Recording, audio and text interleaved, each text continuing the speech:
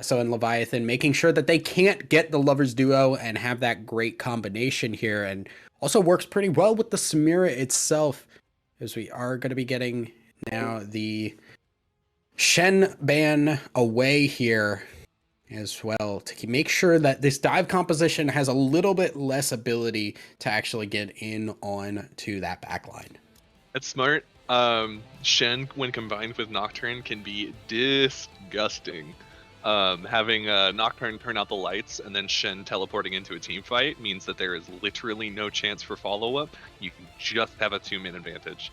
So that's a smart takeaway. It's a safe laner too, so there's really no pushing it out of lane. So yeah, so I like that ban. I do like SON's Zillion pick as the first pick, honestly, because like it can still be flexed towards both mid or bottom. So we'll have to. They're just waiting to see what G&E draft for, and I'm a huge fan of flex picks in these drafts. Absolutely, and you can see now the difference in top lane bans. It was completely top lane focused in the second ban phase there, but different types of top laners. The Shen and the Malphite very focused on that dive and team fight capabilities, to where you see the Garen and the Jax banned away from Genie, making it clear that SON are more worried about their top laner having to struggle against a rough matchup rather than, the team fight tank that you see come into the mid to late game. Yeah, speaking of team fight tank, that's a Yone. And oh, and a Mordekaiser. Woo! Somebody That watched team is LCS. that team is spicy. Like it. I love Mordekaiser. I think he's really good. A little bit spicy to pick first. There's an ability to counter him in lane, I think. My personal favorite counter to Mordekaiser top lane, Tom Kench. Just destroys him. So that's fun.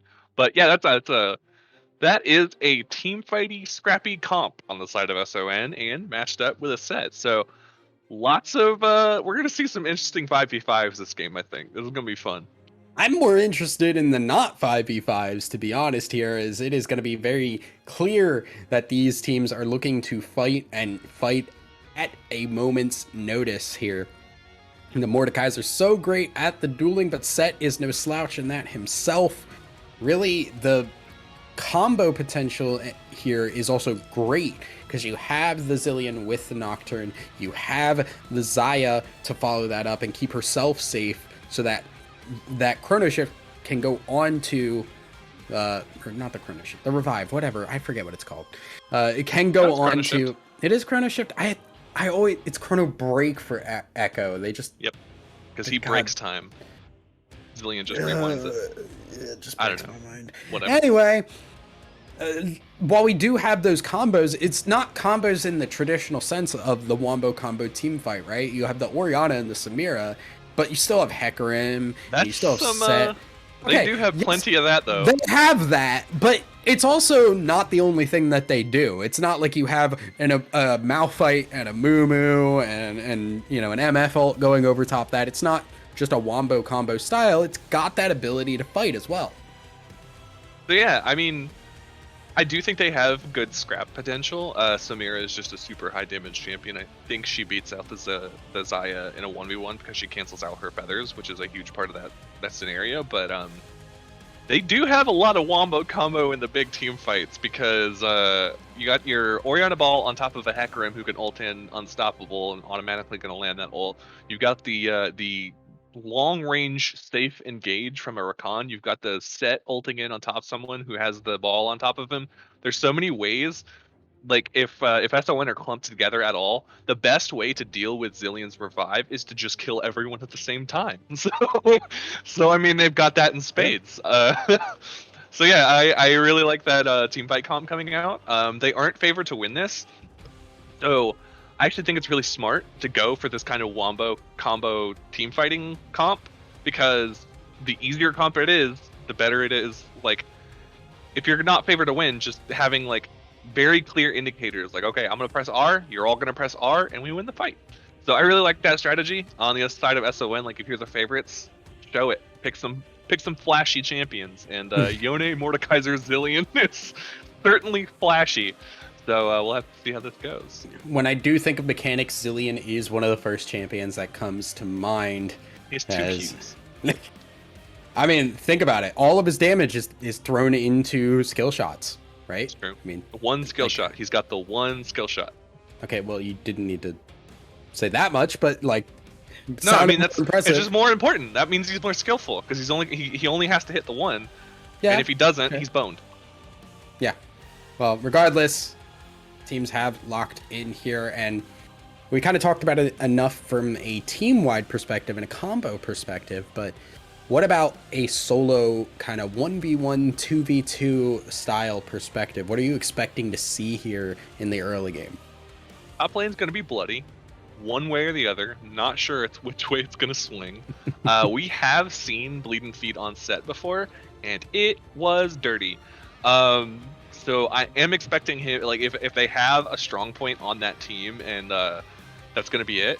They do have an Orianna who just kind of enables that, like, late game insurance policy. So I definitely think this is going to be a super top-sided matchup, unless Samira can get the advantage onto the Xayah. It's that is a highly volatile lane, and if you win it early, it's super easy to carry that advantage into the mid and late game and spread that across all the other lanes.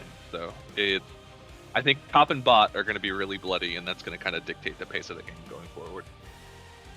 I mean, that totally makes sense to me because we're looking at, you know, if one of those lanes does get ahead, it is a huge influx of gold. It is a huge bonus to that team, and it gives them something clear to play around. So that doesn't really surprise me too much at all. And I am excited to see how that is going to play out. But we are going to take a quick break as we do get ready to go into game one and we wait for the spectator delay. Guys, do not go anywhere. Game one of this best of 5 is coming up right after this.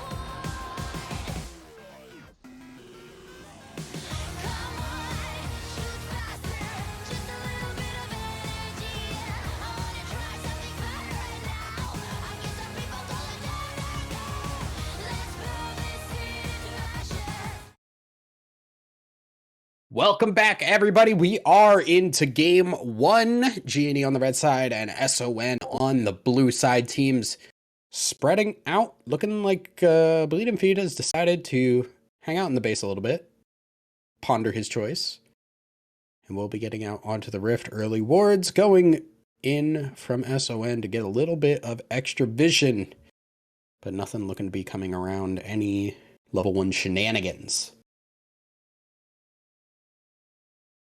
Gavin may or may not be here. I am concerned he has Discord is a fun program that works all the time. Yeah. I'm back. Yeah, I don't know. Everything's fine and normal. oh my goodness. Yeah, so we are in. Everything should be underway pretty shortly. Both junglers looking to start their blue buff and have some mirrored starts. Going to be going to opposite sides of the map early on, and we'll see if that turns into some opposite sided ganks. Yeah, I think pathing towards top is smart because again, like they're both melee matchups and they only have flash as a disengage tool. And they both have great gank setup. Set base breaker is pretty fantastic. Mordekaiser just pulls you directly to him. There's really not much better gank setup if you can land him. So I think pathing top would be the smart thing to do. You're basically never going to catch a Rakan out if he has any of his abilities at all. And look at they're punching each other. Good for them. I mean, Mordekaiser doesn't really punch anybody. He hits him with the He goes mace. bonk. Monk. It's a very Bonk. satisfying sound. Do Very appreciate good. the sound design on Mordekaiser. Makes me Appreciate feel all good the every design time. Mordekaiser. He's so Yeah. good. What a good champion. See, Thanks, what I Rat. don't appreciate is when they upgraded Zillion, they took away the little clock poop chunk auto attacks, and Wait, that what? makes me sad. They So changed his, it? yeah, it's little like if you watch when he autos now, it'll just be little blue wiggly looking things Like that he time throws magic out. juice. Yeah. But I love the little clocks because one of my favorite league moments as earlier on was when I got Zillion in an ARAM, and then I just completely did not know how the champ worked, and somebody was just like, "Zillion, throw poop chunks." It just made my day. As Carnage of Pain not having a great day as he is getting aggressed on by Sluter. Mel little bits. That is a substantial farm advantage in the top lane for Set, but it should even out. That is a big wave that just fell under tower, so it shouldn't be too bad. I think the matchup does favor Set a little bit. He at least early on because you have that natural sustain with his passive, whereas Mordekaiser kind of has to play around his W, so it's a little bit less of a I'm just gonna sit here and heal. Um, but yeah, so Hecarim meant coming top, but it is pushed under tower, so nothing should happen there. You can't really dive this early in the game with that little tools, and there's no farms, no camps for him to take. So he's going to mosey on back into his jungle. Ooh, caught out. Absolutely, Hecarim just vibing, looking to do his thing, and X Jungle Convict going for the full clear, which I think also pretty much expected here. Nocturne wanting to get that level 6 as soon as possible and get that dive onto one of these champions who really none of these champs have a easy way to avoid a Nocturne gank. Yeah, Hecarim can kind of like ult away. Shouldn't have to. That should just be fine to just chill and then use his W. It's gonna be rough for the Samira, but also she did take exhaust, which is kind of smart. There is no heal in any lane, which is interesting. It's so interesting to me because that has like, if you didn't take heal as a AD carry in solo queue for so long, you were basically trolling, and now it's this weird meta of taking exhaust ignite in basically every kill lane. Uh, Definitely been a change. Yeah. Meanwhile, in the mid lane, though, Sluter still having a great time against this Orianna. As Bleeding Feet also fighting, but maybe not winning anymore. As Jungle Convict This maybe, yeah, looking for the gank here. Got to come in on the backside. Bleeding Feet going and has to flash away from the flash hand of Disciple. Is just going to be a flash for flash in the top side overall. Yeah, I mean that's a flash burn though, and he is still pushing out, so you could probably do a repeat gank, especially once he hits 6. But by that time, Set will have ult, so ulting him is very dangerous because you can just press R and you're back under his turret, which is not fun. Very It'll kind of, scary, yeah. yeah. He's a scary man. He punches real hard. But yeah, this matchup, ooh, starting to drift towards Yeah. the type. Oh no, never Nope. mind. Nope. Grit Shield, everybody. Set a champion that definitely does not have some hidden power built into him. As on the bot side, a guy is going to pick up the first dragon.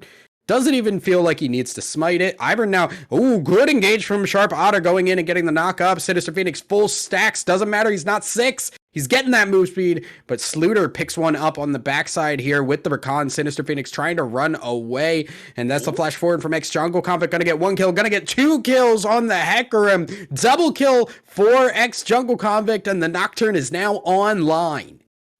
Yeah, I gotta say, I think it was a pretty big misplay not to smite. Like they didn't lose the dragon, but also that's a lot of health that you gain back from smiting. I don't know what you gain by not smiting there. Um, but yeah, I mean, excellent on SON to capitalize on them all being pretty low. That's a little rough, especially Nocturne getting the kills because he probably has Ultimate Hunter, if I had to guess. Yeah, most likely. You would expect as much, and if we do check there, yeah, it does have the Ultimate Hunter. 2 stacks right out the gate before you even have the ultimate is very, very good. And he's already got the Iron Spike Whip and the cooldown boots. So his Yep, next ult is going to be goodbye. pretty big. Yeah. Already at just 100 seconds, I believe that starts at around 2 minutes. So that's a major, major difference right out the gate here. Bot lane still just kind of going about as we would have expected. Samira doing well, but the extra assist gold on Macrobeast is going to help out a lot. The big thing here is once Macrobeast and Ivern do get the ultimates, they will become very hard to kill and push out of lane, as they both have individual ways to keep themselves alive should an engage come out. Yeah, I definitely think the Nocturne should be heading bot to capitalize on them both not having flash, you hitting 6 early.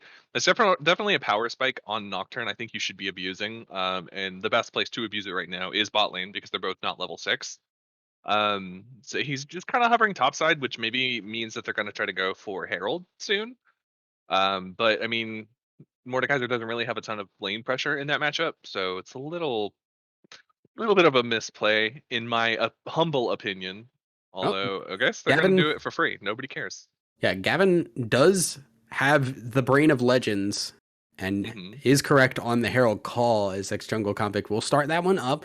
Doesn't have the top lane pressure to get help, but mid lane is very much going towards Sluter and allowing him to pop up there if needed. But overall, nobody's going to check that, and Carnage and Pain's still just going to have a bad time against this Yone, rather, How that dare you? Sluter is They're on. totally different champions. Yeah, no, they both don't make me Their absolutely buttons hate do playing different League of things. Legends.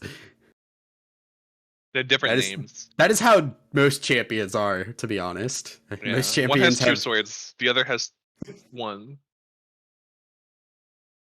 That's how you can tell one them apart. controls the wind, the other rips his soul out of his body, And also controls the wind. and also controls the wind. Yeah, he kind of won out on that trade. Like, yeah, I died, but you know, I got these two cool swords. Yeah, things have slowed down considerably though, as a lot of these champs have hit the level 6 point, and I think it kind of makes it clear that G&E are not really winning out on the level 6 matchups here individually here. A lot of their level 6 setup is best when combined with the rest of their team.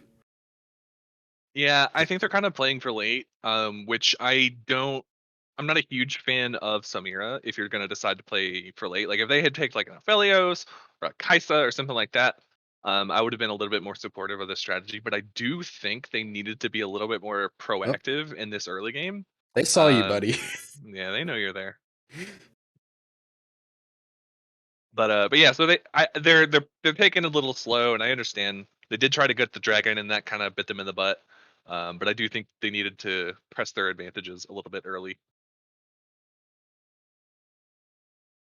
Yeah, and I mean, we still have not seen that first ultimate from the Nocturne. Gotten the 2 kills and been fairly quiet since then.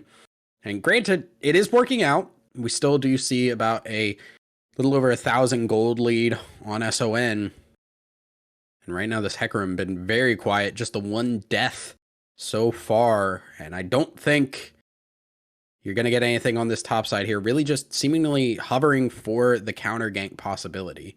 Yeah, I don't know what you're accomplishing there. Mordekaiser's not going to push out into this strong set, and there is no That's, there's no scenario in this world where you can dive a Mordekaiser who can yeah, just yeah, ult yeah. one of you. I think the plan there was if not set is pushed up, if Nocturne ults and goes towards set, we can turn it around. Was the plan? I guess, but even that's a little weird. I think he needs to. A guy needs to start counter. Oh, wait, never mind. Yeah, here comes the engage. Bleeding Feet getting the face smash, making him kiss the minions, and a guy gonna get ulted in, taken to the Shadow Ooh, Realm, smart, and a smart. guy is just trying to juke around, and unfortunately, it is just them putting a lot of resources into this Mordekaiser who just ults and walks away. Yeah, that's a smart play from honestly kind of both of them. If you're ulted and you know you can't win that fight, just buy time. And he did that pretty well. Oh, the grab comes, and now X Jungle Uh-oh. Combat. The jungler's not there to help you. Nocturne is really loud, and that sucks. I hate that bug. But Disciple, on the other hand, loves the Nocturne. Happy to get the kill. And 1-0 on Disciple in this top lane. That was a big old bonk coming out from Mordekaiser there. Very unfortunate. Man, they needed to press their advantage early, but also, like, again, it's really hard to dive a Mordekaiser who can just press R and make it a fair fight and then wait. Like, it's just so much easier for him. Like, he just chills and eventually you win because either your jungle comes and you turn it around or they don't come and you turn it around yourself. It's And great. just really unfortunate timing, too, that Hecarim did back before the Nocturne came through. Was waiting so long for it. And it finally came when he was gone. Uh-oh. Sluter struggling. Quickness coming out on the bot side. There's the Xayah. Actually gets knocked up before the ultimate comes out. And there is the chrono shift. Ivern now having to run for his life. Phoenix getting the double trigger there on the bot side. And now Phoenix trying to go back in, but getting slow, getting rooted. Macro Beast turning it around. Sharp Otter also going down. A double kill for Macro Beast on the Xayah. And a complete turnaround on a fight that was going horrible for SON in the beginning. That's the power of the clock. You can just revive. It's fine. I do think like Samira did really well into Xayah at the start of that fight. Blocking all the feathers is huge against Xayah, just from a damage standpoint and from like a spacing standpoint, because the feathers have an additional effect of like you can't walk any in between her and her feathers. So just freeing up that space is great. But Zillion can press R and it's fine. Has that big clock energy. Hmm. As he will show by pushing R on his fellow allies and keeping them alive. And that's kind of what I was bringing up in the early parts of that draft there. Zillion and Xayah, how do you do much there? Is Bleed and Feed going to start up a fight against Disciples? Sharpotter just hanging around here. And once again, like you said, they're looking on this Mordekaiser, and it just does not seem like the play that they want to take here. They are setting up vision, and it's looking like they might be angling for a Herald, leaving Samira bot, recognizing like, Yeah. okay, we're not going to win the Darkness, 2v2. yeah, we're not going to hear it either, as there's a good shockwave onto Disciple and Sluter as they're going to back away. Ex-Jungle Convict going to go on to Sharp Otter, who's going to dash away, use that shield. There's the quickness to try and stay alive, and he'll run for his life. The Ignite will actually tick him down. Sluter picks that one up. Ex-Jungle Convict trying to run away. A guy is chasing him down and will not pick that one up. At the end of the day, it is just a 1-for-1, but it's a support for a top laner, and G and E have to be pretty happy with that one. Yeah, it's smart, recognizing like, okay, we're not going to win the 2v2. Let's send the support top lane. We can maybe get this Herald, win a team fight. Just smart recognition of Recognition. recognition of where you can spend your resources and recognizing when you're behind. It's a smart thing. Not a lot of players or teams can do recognizing. Like, all right, we can play from behind for a little bit. That was a decent chunk. Yeah, Ivern or Ivern. Zillion. Look, it tilts me that SSJUI Ivern Yeah.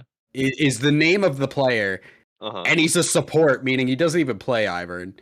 Like at least What if you played Ivern support? I I would would be into cry. that. I would not. He's got a shield. I deal with enough stupid stuff in my own games. I do not need to cast it as well Well, yeah, it's because you're as in your games. yeah, well, anyway, point being, we do have the Rift Herald picked up. Ex Jungle Convict once again getting a bunch of damage on these towers and a first tower down here. And also look at the amount of vision. It's all defensive from G&E on this top side. They're trying to keep themselves in a spot where they can be ready for an invade, but man, it is so much invested just to keep yourself safe. Oof. Yeah, Mordekaiser is starting to win this fight. It's yeah, I feel like that matchup just kind of swings towards whoever has the most gold. And Hullbreaker into Riftmaker is not a great 1v1 team fighting item. If you can't afford to push up and abuse the Hullbreaker passive, it's just kind of not that Ooh, great. no Oh, Shadow Realm here for Disciple. Bleed of Fate getting help from the Oriana, and yeah, that is just going to be a kill. Carnage and Pain picking that one up. But on the bot side here, SON are going to take that time to pick up their second dragon of the game, putting them on pace for a late game soul. yeah, stacking Oceans is going to be pretty substantial on this team.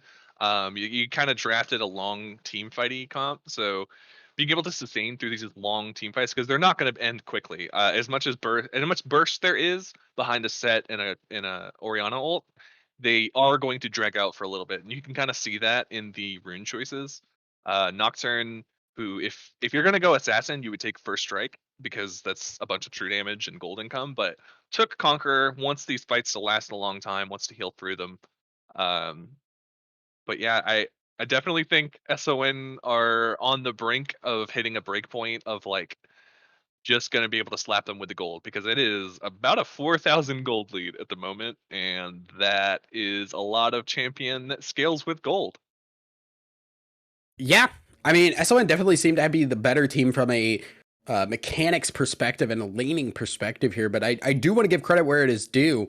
You compare the vision scores of most of these players, and G&E definitely doing very well on that front. And look at how the map is lit up. There's very few wards that are helping SON, and the amount of vision on the map that is red sided.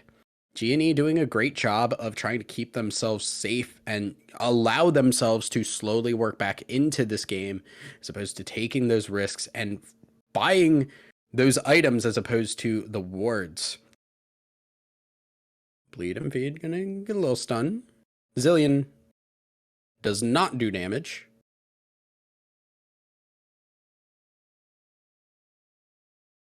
We are waiting for the engage as Bleed and Feed trying to bait this one out. All of G&E, other than the Samira coming in. Here comes Sharp Otter. There is the quickness. Knocks him up. A Shockwave as well. Also getting the ultimate from the set. And now they are going on to SSJ Ivern, who gets feared. A guy is ghosting to get in. Sinister Phoenix is coming into the fight. Ivern just going to go down here. And G&E pick up 2 kills for themselves, trying to put themselves back into this game as they are still down about 4,000 gold. Yeah, they're playing really well from behind. It's so cool to see because I really don't want to see any more games where a team just falls over, but they're recognizing where they can put pressure and where they can allocate resources and teammates, and use that effectively. And it's just going pretty well. Like they're behind, but they're winning some of these Ooh, fights pretty okay. Jungle Convict trying to hold on here. There is the spell shield, and that will buy enough time. I want to actually point out something here that maybe people have not actually fully comprehended. With the objective bounties here, trading towers becomes so much more efficient for G&E. Yeah, they traded a tier 2 there, and that kind of sucks. But at the same time, you're getting an influx of gold from these towers that you wouldn't be getting if it was a closer game. So despite the fact that they are pretty even in terms of kills, they are getting a nice little bonus when they do get these objectives. Yeah, I personally hate objective bounties. I think they're stupid. But abusing them correctly is just the best way to get into the game. And there's almost an argument for like falling behind intentionally and trading objectives that don't generate gold, like All dragons. my And teammates do that. yeah, it's a really smart strategy. Yeah, So yeah, every yeah, time yeah. someone's feeding in your games, you can just be like, "Oh, thank you for recognizing the game state." But Absolutely. Yeah. but That's yeah, I exactly what I tell my teammates. yeah Thank you for being cognizant of the game. Yeah. Appreciate that. But I did want to point out small thing just from a Zillion player. Um, oh Well, well, you don't get that opportunity because Nocturne has a lot of loud things to say. Extra Combat not going on to when bleed and that. feed. The Grit Shield is building up, waiting for it. There's the smash, the face breaker, and there is the shield, but it's not enough because Disciple has a little bit to say about it and will pick up the kill on the set. As once again, SON's aggression pays off. I think he could have turned that earlier. He had ult and he had flash, and Nocturne was standing right in front of the tower. Not sure why he. I mean, I get why he was running away, but turning at the very end just doesn't make a ton of sense. He could have kept walking and probably lived. Um, but it's all good. But going back to the Zillion point that I will talk about, uh, regardless of game state going forward, um, is back to E, which is weird. I don't like it. I think the max E is really strong, but if it comes at the expense of your damage, that is not worth it in my opinion, especially because it. Ooh, wait, Okay, here comes this. Yeah, okay, just another ultimate coming in on the Nocturne, going into that backside saluter, setting it up for the alley oop, but they are getting this Nocturne very low. He is into 4 people, and he's not going to get that kill. That is actually Phoenix picking that one up, stacking up the passive as they trade for their own jungler in the process. It is still the Ocean Dragon picked up for SON. They are now on Soul Point at 22 minutes and looking to maybe get this Ocean Soul in another 4.5 minutes. yeah, that Ocean Soul is going to be rough. There's no grievous wounds on anyone on the side of Genie right now. But I will say, Genie are playing these fights so well for how far behind they are. They're playing it on such a nice edge. Like if one skill shot lands when it shouldn't, like your whole team fight's a done deal. But going 1 for 1 in these is pretty impressive given the game state. It's unfortunate that they lost the dragon, but again, trading jungler for jungler there is pretty good. You'll take that. And I think he had a bounty on him too. We'll see that myself. As yeah, he did 200 extra gold, and now Sharp Otter has to run for his life. Sluter not able to finish that one. Bleed and Feed chasing down Macro Beast, who does not have the ultimate just yet, but there is the Chrono Shift to keep him alive for just a bit of time. Bleed and Feed now trying to run back to his team. A guy is also low as there is Bleed and Feed going down. There is a guy going down, and it is G&E falling one by one. Great stuff from SON to turn that fight back around. That died from the demonic embrace tick damage, by the way. That's rough. You hate to see it. That is a But single that tear down the cheek. yeah. That is gonna be Baron. I don't really see any way for Genie to steal this. So, oh They no, he's maybe fine. look to go for it. Sharp He's got the Otter. power of clocks. Yeah, power of clocks and the power of the slow. Sharp Otter now getting in a little bit of trouble. Going to dash back out to his mid laner and maybe try and get away. Yeah, there is the shield as Ivern will single-handedly keep the team away, and the Baron goes over to SON for the next couple of minutes. Hell yeah, Zillion power. Let's go. I love it. He's such a good support. I mean, he's a good champion in general. I prefer him mid lane, but he is a good support. That 99% slow is stupid. It's Yeah, It lasts. It's point and click, 2.5 seconds long, that you can reset with your W. It is. It's so dumb. I love him so much. well, not just that, but also the fact that he could speed up this Nocturne, he could speed Oh up yeah. this Yone. There's so many extra things here that Zillion can really play with, and the options there, kind of like a Lulu, where you can use the ability offensively or defensively, has a lot of options available depending on I how you want personally to am use not a it. fan of the Emaxing first. Because Q gets a lower No, he cooldown, maxed Q which first. no, he didn't. I think he maxed D first. No, it's E is on 3 Oh and Q really? is on 5. Oh okay, cool. Never mind then. Yeah, It just seems you're flaming him really. for the wrong reasons, my friend. I apologize, but it looks like it was like really slow when he first used it. So I forgot that it does that much slowing at the start. So yeah, never mind. Excellent champion. We love it. Yeah, it is 70% currently right now. It is 40% at Mm, level 1. yeah, and it's gonna bump up to 99.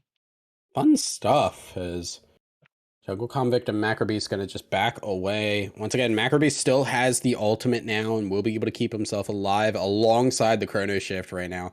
The ability to start a fight here by G&E is just dwindling more and more as the game goes on. These Oh cooldowns no. get lower and lower. Here comes the Nocturne. Alt will go in, and there is just the damage coming down. The stopwatch to buy some time. A guy comes in, gets the fear. As Ivern also getting a bit low, will trade off the aggro and stay alive. A very clean dive overall, actually, by SON as Carnage and Pain goes down for the first time in this game. Yeah, I mean, played that pretty much perfectly. Spell shielded the ult, stopwatch the Mordekaiser Q catching where she was going with the Oh Q. no, Sluter. That's a dead dead brother. Dead brother. But still, bought two people time. That's going to give them the tower in the top lane. They still have Baron on 3 people or 4 people. It's all coming up SON right now. Yeah, and getting these Baron empowered recalls just before it times out. Good timing, good awareness of how much time they actually have with this Baron. And being ready for that quick back to buy the items and get ready for this soul fight. It is still going to be G&E that gets there first if a guy goes there, but there's a Nocturne behind him, and it looks like the Yeah, pinch is going to come through. Nocturne can get there at any time he wants as long as they have vision. So this is looking like an SON favored. Ooh, there is a Oh grab. There no. is the Rakan going down sharp otter. A guy actually very low going in 1v4 here and just going to get shot down. That boy never had a chance. And it is just going to be the soul once again now. Another dragon, another boon that is going to help out SON finish this game. Yeah, and the only person on the side of G&E that has any grievous wounds is Sharp Otter, and that's not going on, everyone. So just going to be a lot of healing on the side of Yeah. SON these fights, and Well, they're and going to need it. it's damage that has to apply that too, as Macrobeast's going to actually have to burn that Feather Storm and try and get some damage down. Not going to actually pick that one up. Carnage of Pain will stay alive, but nope, he won't. I lied. He's going to go down to the Q Oh, flash from Disciple.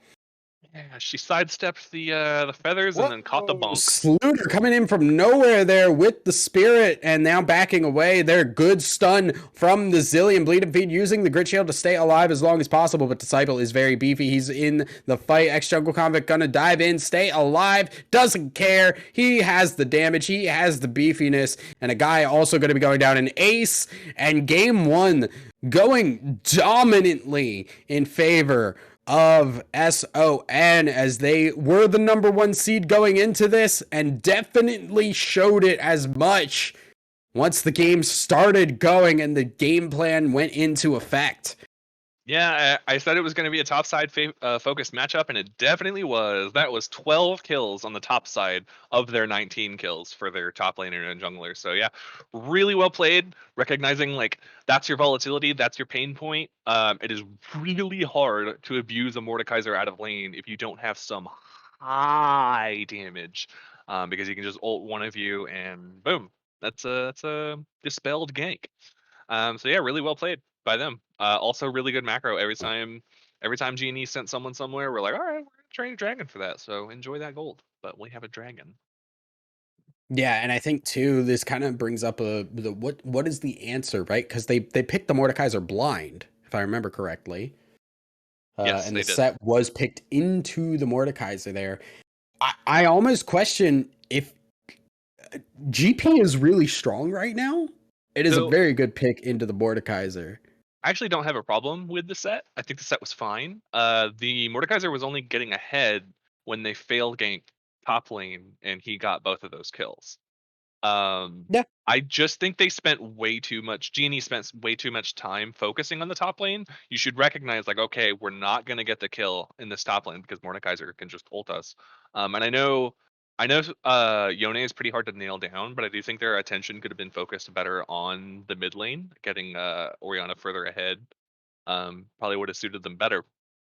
Also, there was like no counter jungling on the side of I think Genie? a guy. Yeah, Yeah. he there were so many times where he was just kind of sitting top lane. Both of the camps were up on SON's blue side, and you could see on the other side of the map, they were like, Jungle Convict was just constantly invading and getting ahead and farm that way, so that by the time these fights rolled around, he was ahead, and there was like almost no time wasted on the side of SON, and I think it's a big part of why they won. Yeah, the tempo just seemed to be better from SON, and they were always ready to be the ones making a play, and G&E just always on the back foot. And the times that they tried to prepare for those engages from SON, they were not actually ready. They always just didn't have the timing down pat. But we are going to see if G&E can pull back for game 2, as we are going to take a quick break to get ready for that one, guys. Don't go anywhere. That was just game 1. We have at least 2 more to go, and a best of 5 here for tonight. And we will see you guys on the other side of this quick break.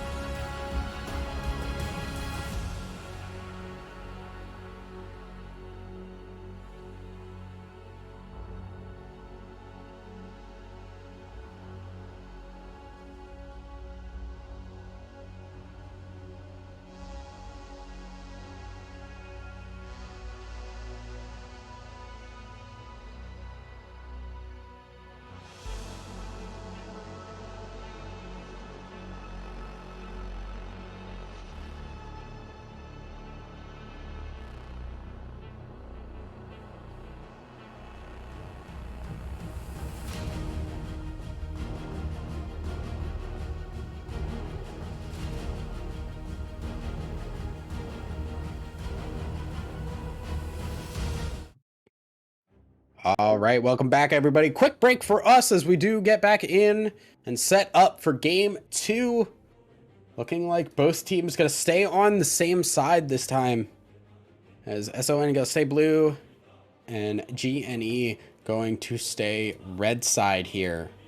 This draft will be getting underway. We have given the go-ahead for the teams. What are you looking to see change here, at least from the draft perspective here?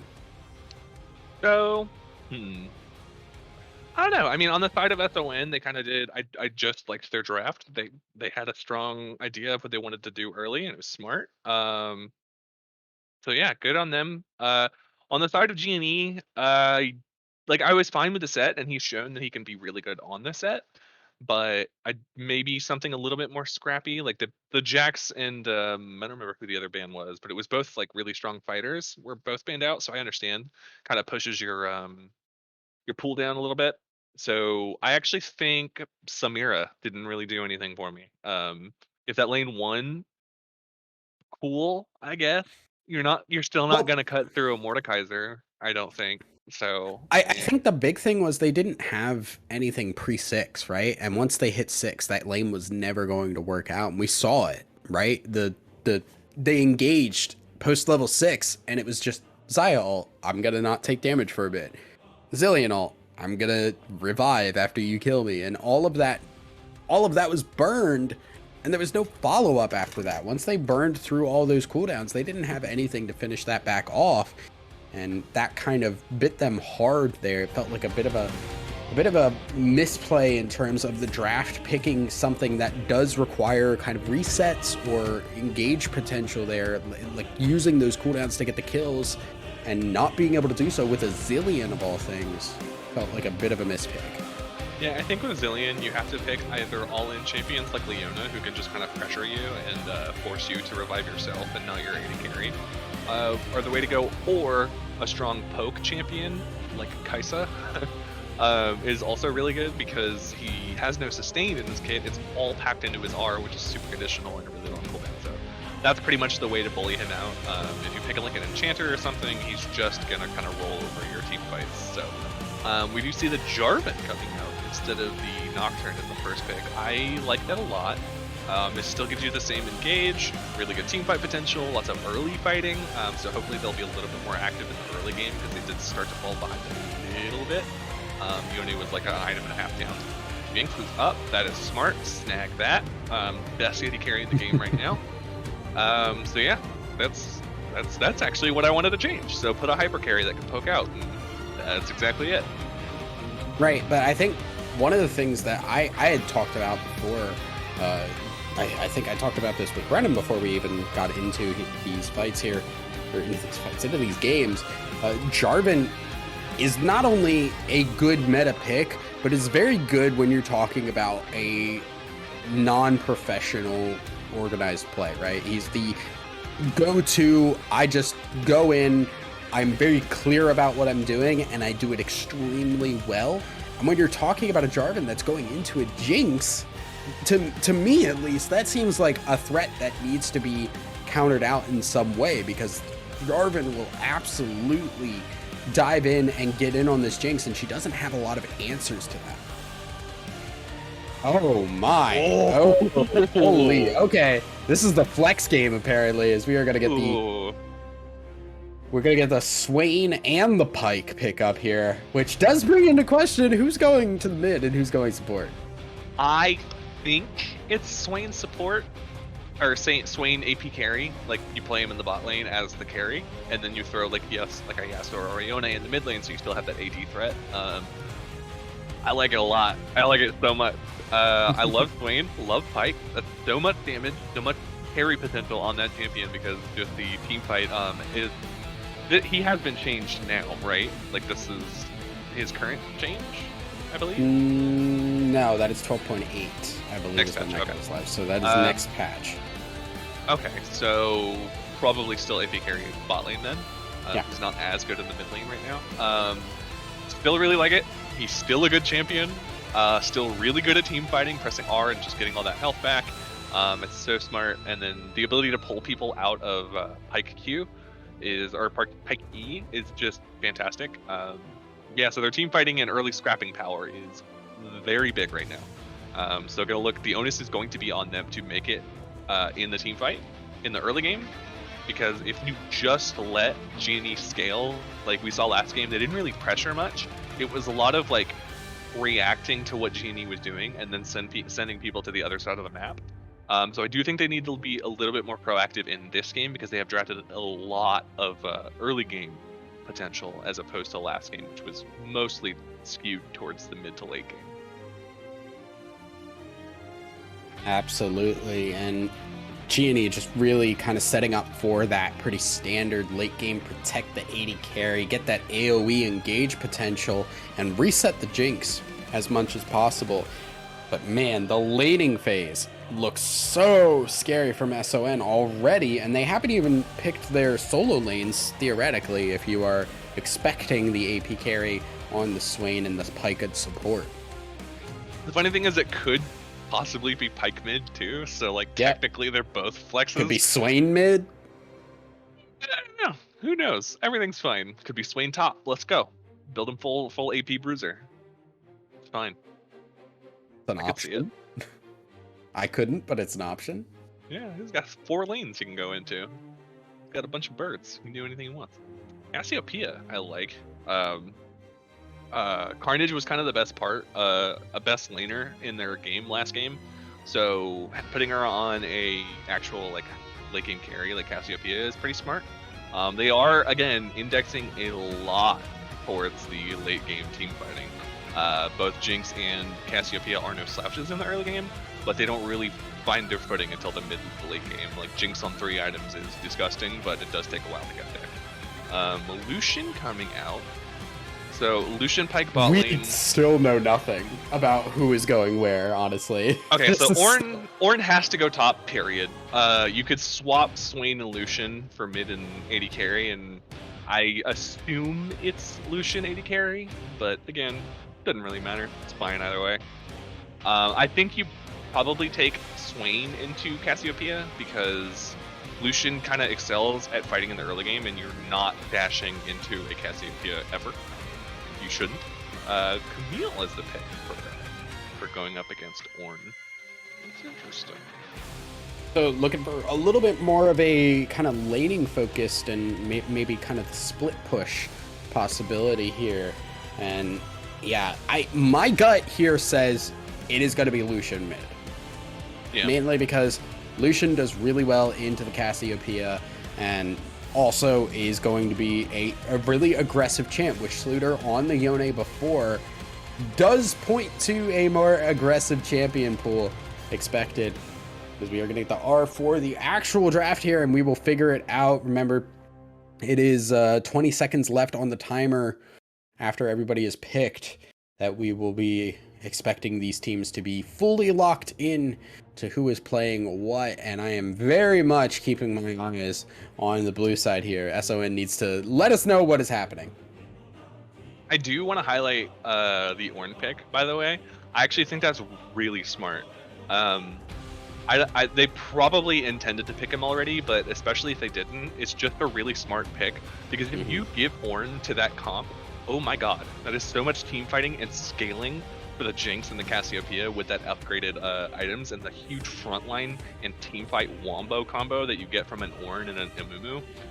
Really smart to take that away. Ornn is the team fighting tank right now. You could probably go like Scion or something and be similar, but Ornn is like the pick right now. So smart to take that. He's not the most flashy champion, but he is probably the highest skill cap tank there is in the game. So there's that. But Camille is a smart answer into it, can push him in the lane. I do worry a little bit about shoving an Ornn in and then getting a Jarvan coming on top of you, because again, he's pretty strong in the early game. Hard to dodge those. Your E is not an instant cast, so if he gets that flash E Q combo, it's not easy to dodge. So that is my concern there. Last game, they kind of did something similar. The set was pushing in a lot and got punished for it. So we'll have to see if that happens again this game, because it is pretty easy to misunderstand how strong an Ornn is at all stages into the game. Yeah, the damage from Ornn, even in the early game, is very easy to misinterpret here. And I look at this, the Ornn, while it does kind of, like, it's always a decent pick, it does make me a little concerned, because the rest of this team is very early game focused. As we are seeing everybody switch things around. I don't think it's going to be the Lucian jungle. I think the joke here was Macrobeast did say, you guys are sleeping on my J4 80 carry. I also don't think that it is Lucian support. Believe it or not, Lucian is one of the champions I don't think can flex into either of those more supportive roles. Lucian's like, but my wife can do it. But my wife can do it. Why can't I? She's got a bigger gun. That's why. She's got a bigger gun, and also her gun heals people. She has soul power. I don't know what to tell. She does build differently. It's true. But yeah, so I do think they scale perfectly fine into the late game. It's highly dependent scaling. Like, you have to be ahead. You have to find these early advantages in the Swain Pike lane, which you absolutely can do, because there is no escape potential on Jinx Karma. That is another thing. I'm not a huge fan of the Karma pick personally. I know she can be strong. She's a lot of poke early. There's no sustain on the side of Pike and Swain, other than there's kind of inbuilt a little bit sustain. But if you can poke them out, they're not a threat. Like, Pike's not going to engage if he's on like a fourth of his health, because you keep poking him with miniature Qs. So I do see the reasoning there, and I understand it, and it can keep her Jinx safe sometimes. But I don't know. I would have liked to see like maybe like a Tom Pinch or something like that, who can actually tangibly keep your safe, your AD carry safe, and get them out of those dicey situations. But we'll have to see. Yeah, we will see. As Maybe. this, yeah, maybe. Like you said, the scaling is possibly there, but it is very dependent on can we win early still. There is an early game focus, regardless of if you're looking to win late or win early on SON. Meanwhile, it's very clear that late game is what you're looking for if you're a fan of G&E. They want to scale up. They want to get to these 5v5 team fights and make use of their ultimates in the best way possible, and we will see if these teams can do so, as we are going to get into game 2 after the spectator delay. Do not go anywhere, guys. We're going to see if G&E can bring it back and even it up, or if we're going to be going to a 2-0 at the end of this game. We will be right back.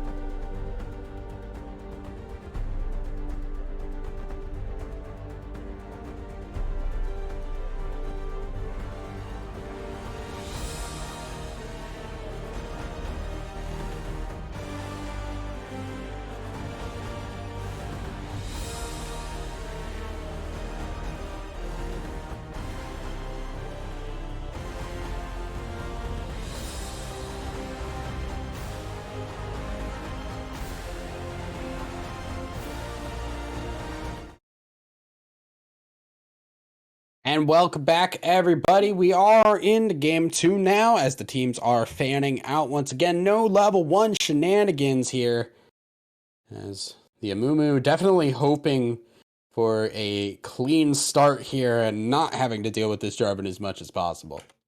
Well, too bad. He's got a ward on your red buff. He's gonna know which buff you're starting, whether you like it or not, unless you buy a sweeper, because you probably won't. Yeah, a couple of interesting things here to note, as we are seeing, the expected things. Grasp on both these top laners, Conquer on the Amumu, for those who have been out of the loop with the extra Q. Amumu does actually proc conquer pretty decently. Halo Blades on the Pike, but here's the interesting things. You got First Strike on the Jarvan, looking Hell yeah. for a lot of damage and probably some extra gold here. And you also have Conqueror on the Jinx instead of the Lethal Tempo. That's a little weird. Lethal Tempo is stupid good on Jinx. I don't know why you wouldn't take it. In addition to the like attack speed, the range on your max level Q rockets is stupid. It's one of the reasons she is Oof. just so stupidly good right now. Uh-oh. That's exactly what you want as a Swain and a Pike. And yeah, like you said, the lethal tempo, not only good for that, but also allowing, good lord, you were just getting so much pressure here. The attack speed to help kite against a team that wants to dive you seems to me a very good option to have.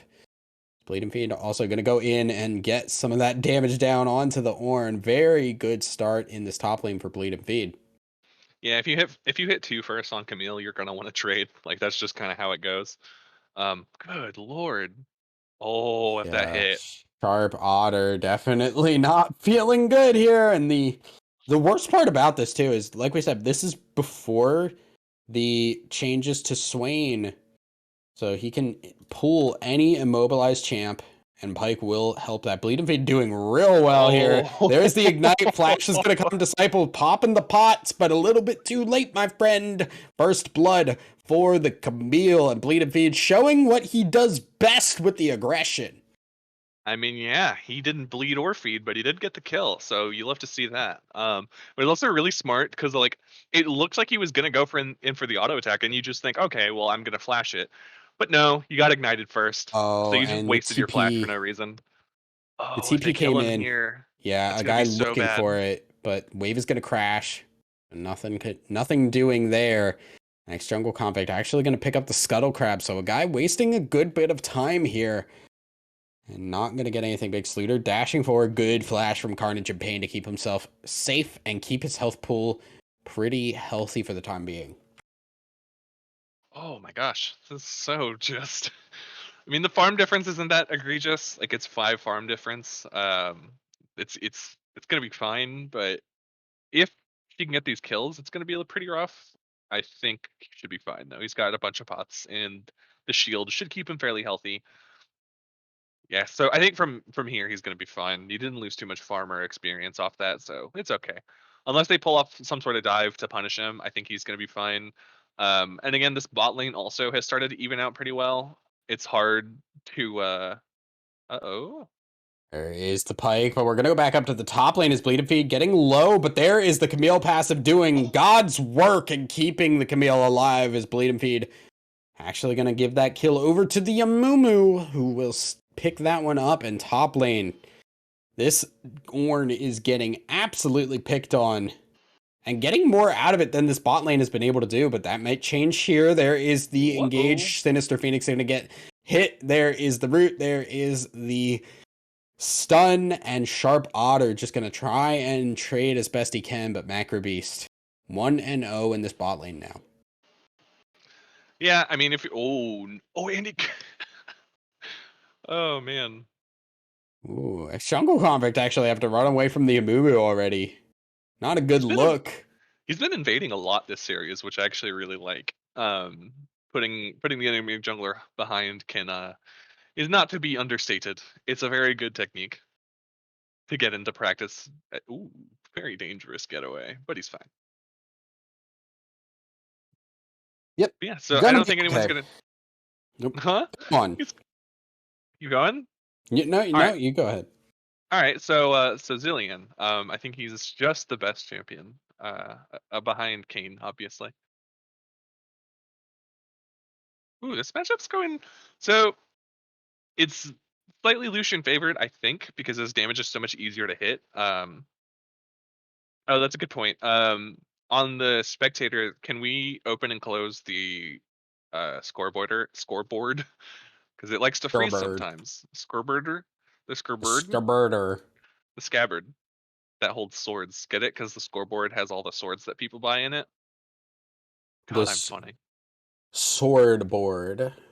Ha ha ha. There we go. Yeah. Nice and updated. Yeah, well, Oh, here we that's a go. dead Sinister Jinx though. Phoenix. Yeah, left alone. You never want to leave the Jinx alone. Actually gonna get out here with the help of the Karma. Sharp Otter helping out his AD carry as best he can, but still, Sinister Phoenix not having a fun time, and that's still actually with the wave pushed in there, that's not a bad trade because they do get a pretty decent back without having to worry about missing much farm. Yeah, Karma still has Flash, Jinx still has Exhaust, so they can still team fight relatively well. There's only one Flash on the side of SON right now. So this is a free dragon, but it is only the first one, so you know it's honestly not that big a deal. And not being Hextech is probably good for the side of Genie if you're gonna not be able to contest these dragons going forward. Because again, this early to mid game should be entirely SON flavored. Flavored. Oh, It's flavored, gonna yeah. taste real SON good. flavored. Tastes like Orn. Tastes like Leviathan. Yeah. And Orn does love chocolate. That's canon. So it's Yep. chocolate flavored. He's also confused as to why there is still no water in the fountain, which is one of my favorite voice lines because he just offhand mentions it and moves on. Yeah, if I built this, I'd put water in the Yeah. fountain. Still no water in the fountain. Just very, very funny to me as it's a very short little exposition there. He's Orn's so just good. sassy. He's so He is. sassy for how little he likes to speak. Oh. Oh, Orn has strong dad energy. There's no violence, so I'm going to keep harping on this. He's very much just a dad. He likes building things. He's got a beard, loves chocolate, beer, is very snarky, um, is pretends to be knowledgeable about just about everything. So yeah, huge dad energy coming out of Orn, and I love it. Uh-oh. Yeah, engage on the bot side. No Pike to help here as Macrobeast trying to 1v2. Will pop the Demon Ascension there to stay alive. But now the dive coming through. Still no Swain ult. And that will be spotted out, so it's just going to turn around. No Pike ult either, as Pike has been trying to roam a bit. Gets close to being level 5. I think he should be soon. But yeah, it's hard to dive this early. Like you need to pop someone really fast, and if Jinx gets a kill and then can reset before you pull off the dive, it's a bad time. It makes you look foolish. Better to just not go for it. Push him in, get some harass down. Swain's actually out farming the Jinx, which you don't really see too often. It's pretty hard to farm on. Oh, that was interesting. Okay, that looked a little weird as the Curse of the Sad Mummy going to buy a bit of time, and that is all that is needed for Bleed and Feed to come through. 2-0-1 now on that.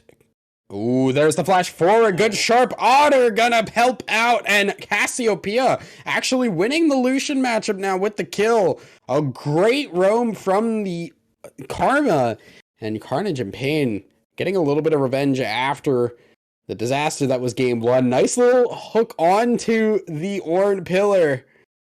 His disciple gonna have to back away now. So I didn't think about it before, but man, Lucian really just does like start shooting in a direction and says, "Oh, I'm gonna keep looking in this direction. Sure, hope something Ooh. bad doesn't happen to me." With Cassiopeia ult just guaranteeing a hit every time Lucian presses R. So that's pretty funny interaction. But Slitter is farming like a maniac, by the way. Almost at 10 CS a minute, which is pretty nuts. Um, so yeah, this Lucian's gonna be pretty strong going forward, even with that death there. Absolutely. And it's honestly crazy. Like, it's 10 CS a minute in platinum ranking stuff. That is very, very good. And we kind of expected as much because Lucian does do pretty well in this matchup. The early aggression is something Cassiopeia doesn't have a lot of options available to deal with the Lucian. There's the grounded, which is great, but it is hard to hit, and it is still not a lot of damage and response. Is Sharp Otter gonna leash this up as there's the dash forward. Iron's still not level 6 yet here. Has been Oh. roaming, but that damage may just be enough. There is the ultimate, the just dunk from the Jarvan. Is Phoenix going to try and run away? Good vision there to help out with the slow. Flash comes in too late, and Phoenix will go down to the Swain 2-0 now. And that is like the worst feeling as a Jinx player. It's like, okay, everyone's just gonna run at me, and I'm gonna walk away because I have no dashes, and it still feels bad. Didn't exhaust though, which is weird. I think if you exhausted the Swain early, it helps you run away, and also it doesn't like kill you as hard. So, all good. Should be fine. I don't think. I don't know. Game's looking a little interesting. Camille's pretty fed, but Jinx isn't, and that's your win con. Bandage toss will miss. Ivern's now level 6 on the pike, Oof. so definitely gonna Ooh. have to be scared. Their flash away from the Curse of the Sad Memory. A guy is caught in the middle of a team he doesn't want to be in, and will flash out himself.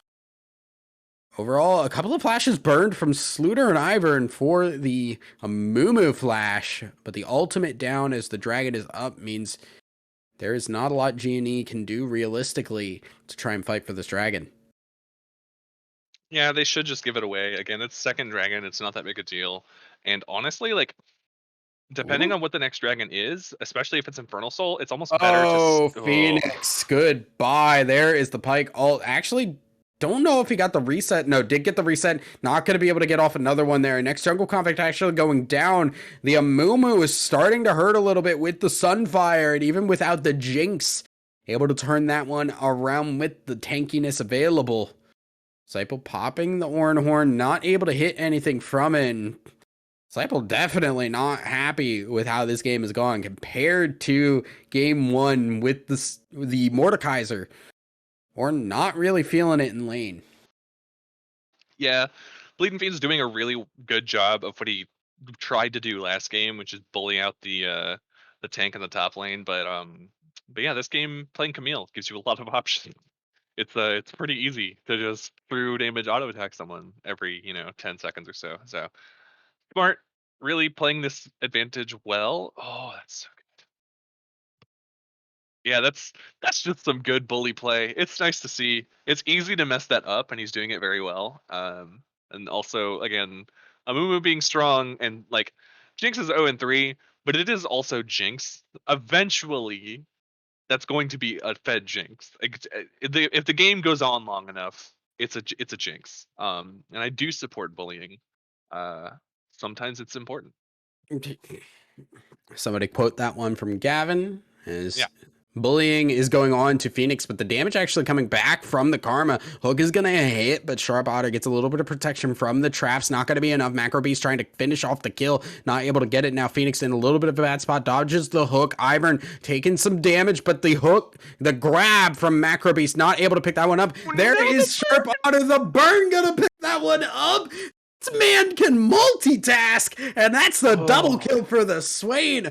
5-0, and sitting currently at about 28 stacks at 14 and a half minutes. He is going to be a threat going into this mid game. And there's another kill on the top lane. Ooh, Gets the but trade the kill for it, shutdown. but There is the ult coming now onto the Lucian, as that will be the pickup now. Spike picking up a kill though, makes a lot of gold in response. And there is the demonic vision, a guy going low. Ex jungle conflict does not have the mana to follow it up, so it's just gonna be there enough of a disengage rather to get a guy out, but still the pressure, while the kills are going in favor, the pressure and the gold value that is going on to this Swain makes him a threat that needs to be dealt with in the near future, where G&E are going to struggle in these next couple of fights. yeah, and SON have done such a good job of shutting down the Jinx. It's like it's such an obvious alarm of like what your win con is if you have a Jinx. And she's so immobile that it's so important to just shut her down easy, and SON are doing it flawlessly. This Pike and Swain combination is just so abusive in the early game. Oh no. Ivern Okay, having he's to fine. run away He's is fine. still visible. here, but will get away. Pike doing Pike things. Sluter now, level 11 Lucian, unfortunately walking onto the traps, and Phoenix will get away, but still not having a fun time and looking just to pick up the scraps available to him. Yeah, and like the further this game goes on, the more that SON are going to look to just start team fighting all the time. You have this sped Swain who is so good to just sit inside of a team fight and absorb everyone's health bar. Um, and like you have so much engage with the Jarvan and the Ornn that Pike doesn't have to do it, which is fantastic as a Pike player because you can just sit and farm those ult stacks. Oh no. Sharp Otter Okay. just gonna flash away, so not anything major. Karma Flash, really just good for the defensive purposes.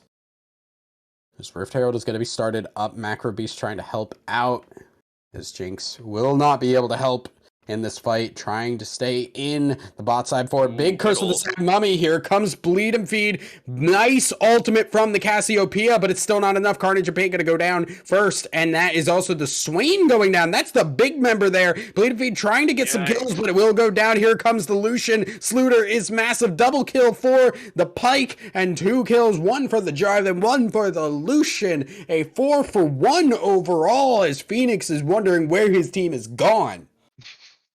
Yeah, the only one that lived is the only one that wasn't there, which does not feel good. That's not like hey, I lived. It It's feels good. oh It feels god. good for Phoenix. Oh, it feels Phoenix is great. happy to still be alive. This is a missing ping on the rest of the teammates there, as Phoenix is like, guys, just don't fight Just don't it. fight. Just don't fight, forehead. But they did get Herald, which is great. Losing, they already lost for, huh?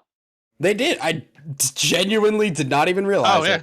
yeah. He stole it. I think he immediately after he ulted, he walked and autoed the back of the crab. So yeah, good for them. That's a small condolence for them. Uh-oh, another caught out. Yeah, he's fine. That's Sharp another Otter. thing. It's so easy. Like if you step into a bush that's warded, that's a Swain root. That's a pike hook. That's Jarvan's whole thing. Sharp Lucian it. has his whole thing. Lucian has so much farm that at this point just going to be able to pop whoever he wants. And was able to spread that ult damage across so many people in that last team fight. It's going to be entirely on Bleed and Feed to just pop Swain and Ooh, honestly Lucian too grounded. at this point. Carnage of Pain not able Oh to get no. the Petrify there. And that is Pike picking up a kill, picking up another. And now Ivern actually going to go down here. Macro Beast in the fight is massive. Instead of Phoenix going to fall down to the bird. Macro Beast getting another kill now. And this Swain is massive. That's a big bird. He's got wings. He could fly all the way to heaven. I don't know where I'm going with that. I just I started don't think talking. Swain's going to heaven. I'm going to be real. No, yeah, he's probably not, huh? Yeah, if you believe in a heaven, I don't see a heaven that Swain is in. Okay, but he's in my heaven. Is that anything? Is it? Do you have a heaven? I mean, if I did, Swain would be there. It's very cool. I also hope he's in Arcane next season. I hope so too. It's a mix of if it's gonna be Swain or Fiddlesticks, which either is pretty cool. But I I mean, think they've hinted Swain. heavily at Swain, but and Demacia Have or they? Noxus as a whole. That's Yeah, true. The Noxus thing does point to Swain. It's just like I I would. genuinely cannot tell the difference between ravens and crows. Although Swain also no, both Swain and Fiddlesticks are aware of Jinx's like trauma. Fiddlesticks Uh, is aware of everyone's trauma. That's fair. That's kind of Fiddlesticks' thing. He's aware of my trauma as well, which is fun. But anyway, getting back to the game, this Pike is nuts. He's got a Duskblade and the Umbral Brave, which just got buffed, by the way. Um, oh no, caught out though. Oh, yeah. Nope, He's just fine. gonna walk away. Yeah, even with Everything's fine. grounded, it's not enough to stop Pike from getting out. I did just check on the ultimate there. Total gold shared with allies, 1,200. Total gold kept for self is about 2,200 gold. So Uh, this yeah. this is a Pike that is printing out cash and just throwing it all around. And it I do is think definitely Pike showing. is Pike is one of the best supports in the game right now. With the Umbral Glaive buff, because that was one of the things of like you have to do that internal struggle of like, do I go for Mythic or do I go Umbral Glaive to help my team? Like, yeah, you just go Umbral Glaive because it's so cheap. It's so good at doing what it does. They stopped it. No, that's so sad. Nope, they are not going to be able to get it. So unfortunate on that one, but still gonna He's actually lose a 2v1ing. tower on the top side. Yeah, Macro Beast now. And here comes X Jungle Comic with the Flag and Drag. Not gonna get the kill on Sharp Otter. And there's the flash out. Carnage Awesome. Pain not gonna be able to pick up a kill just yet. He is kiting out pretty well, though. And here comes the Amumu to get the mid laner out. Carnage Pain has to be No! Burn is gonna get it. It is Swain. He sees all, and he will stop. This Swain is absurd right now. He's pretty good at Swain, and I like to think I'm pretty good at Swain, but that's pretty good. Woo-wee! I love Swain. Oh man, that is so cool. He was 2v1ing and then just like being able to do that thing where you kind of keep track of where everyone is and where you should use your W. He didn't burn it early in the fight. I love Swain. I love watching Swain played well. This is such a fun game. And just got hit again.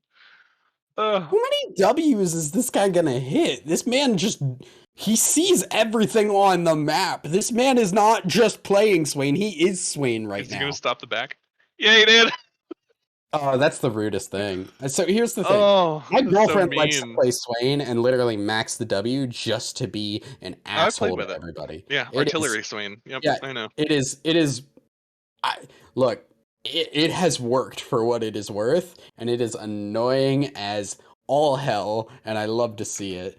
I actually did message her that the Swain is doing this, and she has responded that it is actually her playing it. Oh yeah, that's cool. That's nice. Good to her. She's doing well. Is that Heather from my girlfriend? Is Bleeding Feet now I fighting think. this Ornn, and Ornn does not win Oh, this one. True damage is a little bit crazy, and that is going to be the flash away. Bleeding Feet does not have a flash. Did not opt to take the flash as is generally expected. And that will prompt for the Baron actually here. Ivern gonna see that people are coming in.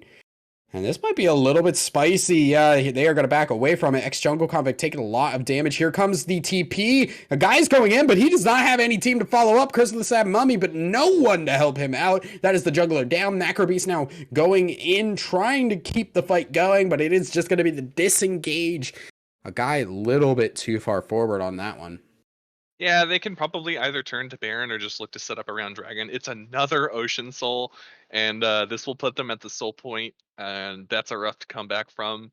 Like it's so oof. We said they didn't index towards late game, but also you have an Ornn who's gonna just increase your gold value across the board with his passive. You also have a Pike who's just printing money and handing it to everyone. Oh man, it is. Lucian is no slouch on damage. He's almost at 3 items. Swain has been a menace this entire game, and that does not look like it's going to stop anytime soon. Is going the Zonia's next, so that's more safety.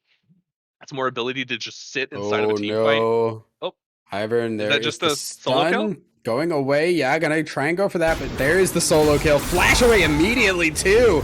The mechanics on this Pike. Ivern is crazy.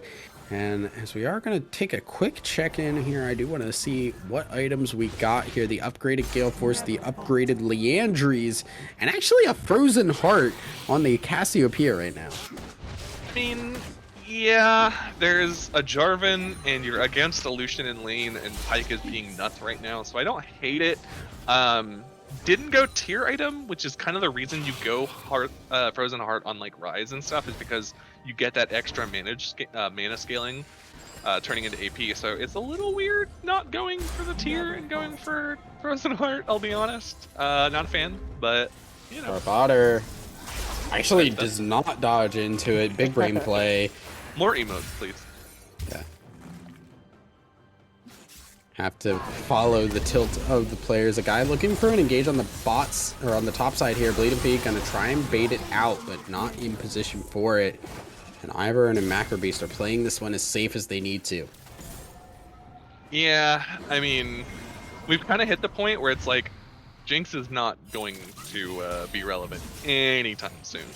At an item and a half is really far behind the curve. You're not even matching the Ornn in full items, so it is gonna be so hard for G&E to punch through this front line of the Ornn and the Jarvan, and then dodge all of that engage that they have.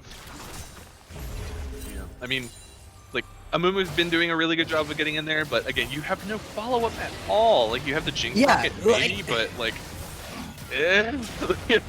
I mean, it's not a draft diff. I think there are ways that they could have played this maybe and gotten through the early game. Top lane has been going really well. Ooh, Carnage and Pain fighting on the bot side. Sluder having to get away, and now this Cassiopeia is starting to be a little bit of a threat for this Lucian, so cutting off a little bit of slide lane pressure. But I also, like you said, the Amumu is going in, but unfortunately just not on the same page with the rest of the team here, and I think that is the big issue. These are massive Curse of the Sad Mummies, but it doesn't mean anything if the rest of the team can't put out the damage to take advantage of it. Yeah, so I think it's one of those things where it's kind of counterintuitive, but you cannot go in as the Amumu because you're not a damage threat by yourself. You don't have any follow-up on your team, so if you go in, they're either just going to kill you really fast or this jump is the on your engage you're backline. talking about Like here. this. Not going in, Sharpotter getting low, and they're going to go on to Bleed and Feed, who's going to stay alive, pretty beefy. The ult from the Cassiopeia does not actually stun anybody. No petrifications coming now, but that is going to be the disengage after the fight. Overall, still, it is SON that are pulling themselves ahead and forcing people off the towers and inhibitors for that first inhibitor of the game. Yep, and that's exactly what I was talking about. As soon as the Amumu went in, Ornn ulted their backline, and there's just like, there's nothing they can do. They can't follow. So you have to save your ult and your engages as a disengage tool. Literally just wait for Ornn and Jarvan to walk up because it's the only way for them to start a team fight. He has no way out. He doesn't There we have go. the ascension either, so that is just a dead through and through. Swain is Bleed and Feed trying to go on to Sluder, but he does not have the beefiness just yet. He's still going in. He's getting that stun. He's getting that shield, and he will help trade for the Lucian now, and that is the Jinx getting excited. Jungle Comic having to flash over the wall. Now the Pike is actually caught out on the trap. Sinister Phoenix trying to actually kite this one out. Does not get the kill with the Pike ultimate, and SSJ Ivern gonna go down alone, and that's another shutdown as well. Camille picking up 2 400 gold shutdowns for, so that's 2 700 gold pickups in the pocket, and Jinx also getting a minor shutdown herself. A nice turnaround overall for G&E, but it is still an uphill battle for them. It was a little iffy from the Pike there, but they're still up like 9,000 gold. I don't think they're any immediate danger. Jinx is getting close to that 3-item power spike, which is when she starts becoming a real champion that does damage. But again, like you have to just wait for them to try to engage, because that's been the only times that they've shown weakness at this point, because you have so much disengage tools. If you are the one going in, you are going to die, full stop. There's no chance that you have a successful engage into that team right now. TP from Camille, and now guys going in, hits the Curse of the Sad Mummy, but only onto the tank, and now he keeps going in. Bandage toss, he's too far once again. Macro Beast is now in to the backline, uses the Zonias, picks up Carnage of Pain. Sinister Phoenix trying to run away, but another Vision of Empire will force out the Jinx flash and keep her under tower. Bleed and Feed trying to fight on the other side. Sluder going to pick up the kill, and there's the flash death from below from Ivern there, and we'll pick that one up. Bleed and Feed trying desperately to keep his team in. Sharp Otter will go down in the process, and Bleed and Feed I don't think is long for this world. Cataclysm will pick that one up. Death from below just to get a little more gold, and it is SON Leviathan massively winning the fight, getting the soul, and now trying to open up another inhibitor for themselves with this TP. Yep. Again, you just keep your eyes on how far Amumu is when he engages onto his team. Like, Jinx is nothing to do in that situation, because if you walk forward, you're gonna get hooked into the entire team. It's just, it feels bad. That's like, as your AD carry, you're kind of just like screaming like, please stop leaving me alone. They have so much engage from a distance. You have to wait for them to try to step forward and then punish it. That is literally your only avenue back into this game. And we're kind of approaching the point where it's over a 10,000 gold lead. It's I don't like to say that any game is losable in these kind of scenarios where you're in a 5v5. Solo queue, sure, but yeah, this one's looking close to that point where I mean, they just have to have their hands on the mouse and keyboard. That's pretty much the only requirement at this point. I think the big question is, what do they do with these inhibitors being down? Because this does give an opportunity for the Jinx and the Cassiopeia to farm up relatively safely. We're still waiting a minute on the next Baron. So that is going to be the big objective that is on the map for SON and needs to be taken. Carnage of Pain pushing a little too far here. Culling is going to hit. Carnage of Pain not actually going to get the Petrifying Gaze. Forge God is going to get the knockup, and now another fight. That is Pike way too deep. Sinister Phoenix helps get the kill, and it is actually a guy that picks up the shutdown once again on the Pike. Pike definitely seems to be getting a little too deep. Yep, that's exactly what you're supposed to be doing here. You are not going to engage, but Pike is, and so just wait, stack his 4, try to call their bluffs. Your advantage is in Camille, so just play off that. Disciple might be dead here. That's a dead orange. Yep, he is definitely going to go down. Bleed and Feed very strong against these tanks. So much shutdown gold. I think he's going to back him by GA. Yeah, we are going to check here on the gold value. About 2k in the pocket. Yeah, that might be a GA pickup there. That is a full build Camille if that is the case. Not gonna back just yet, as top lane is under threat with the push. Now remember, there's still the Ocean Soul. Macro Beast with Ocean Soul. Very scary. Vision of Empire now going in on 2x Jungle Conflict. Gonna hit Curse of the Sad Mummy. But once again, no follow-up just yet. Carnage of Pain trying to follow up. Macro Beast is split from his jungler, waiting for the Flag and Drag over the wall. There is the grab. There is the Flag and Drag. There is the Cataclysm, and Carnage is gonna go down. Bleed and Feed now into the fight, trying to help out, but triple kill from Macro Beast. He is too big. He is too bursty. Bleed and Feed gonna pick up the kill on the Ivern now, as Phoenix is getting excited. He is chasing down, staying out of range, and that is another shutdown for Bleed and Feed, trying desperately to keep his team in this game. Yeah, yeah, they're doing so well. They are stuck. They stuck in there. Finally, Jinx is getting some gold. She's getting a front line in front of her, which is important. That is, again, the only reason she has not been able to play this game is because they keep trying to engage and just having so much distance between their tank and their carries. And you cannot leave Jinx on an island against a Pike. That you just can't do that. So yeah, really smart, really well played. You have a Jinx, just protect her. It's the whole game plan. Yeah, it looked rough there. Carnage of Pain went down pretty early in that fight and did not do a whole lot, but man, once that Jinx and the Camille got into the fight, massive turnarounds there, and just one get excited can turn the tides of these fights. As we are now seeing reset. Baron is alive now. Yeah, so that's going to be huge. I mean, as well as, like, you can play the fight as well as you want, but it's really hard to play into a Baron at this point in this game. You have exactly 3 towers left, and they're not doing much in the mid and the bot lane. Uh-oh. It's such a fun game watching Pike walk at someone with a charged Q and see the other person just kind of zigzagging. It's so funny. Baron is going to start up, and it is just so scary to walk up to this Pike, trying to provide so much pressure. It's going down. It's going to be picked up. TP going to come in too late. Sharp Otter has to be a little careful. Jungle Conflict over the wall, looking to go in. There's the Mantra E trying to get the team into the fight, but Sinister Phoenix is taking so much damage. Jungle Conflict gonna take her down and keep in the fight there now, as Bleed and Feed is trying to take down Jarvan. Big Curse of the Sad Mummy actually gonna pick that one up, but this doesn't matter. It's all over. Bleed and Feed gets the GA proc, but it's not enough. That will be game 2, as SON, while it started to look a little iffy in that final couple of minutes, they pull it back. They get the Baron. The objective play comes in clutch. And G&E are now 1 game away from elimination here, as they will go down 0-2 to SON Leviathan. That was such a huge team fight ult from Disciple there. They were all just funneled straight into that one corridor, and ooh, it's such a good feeling when you see that ult, that angle.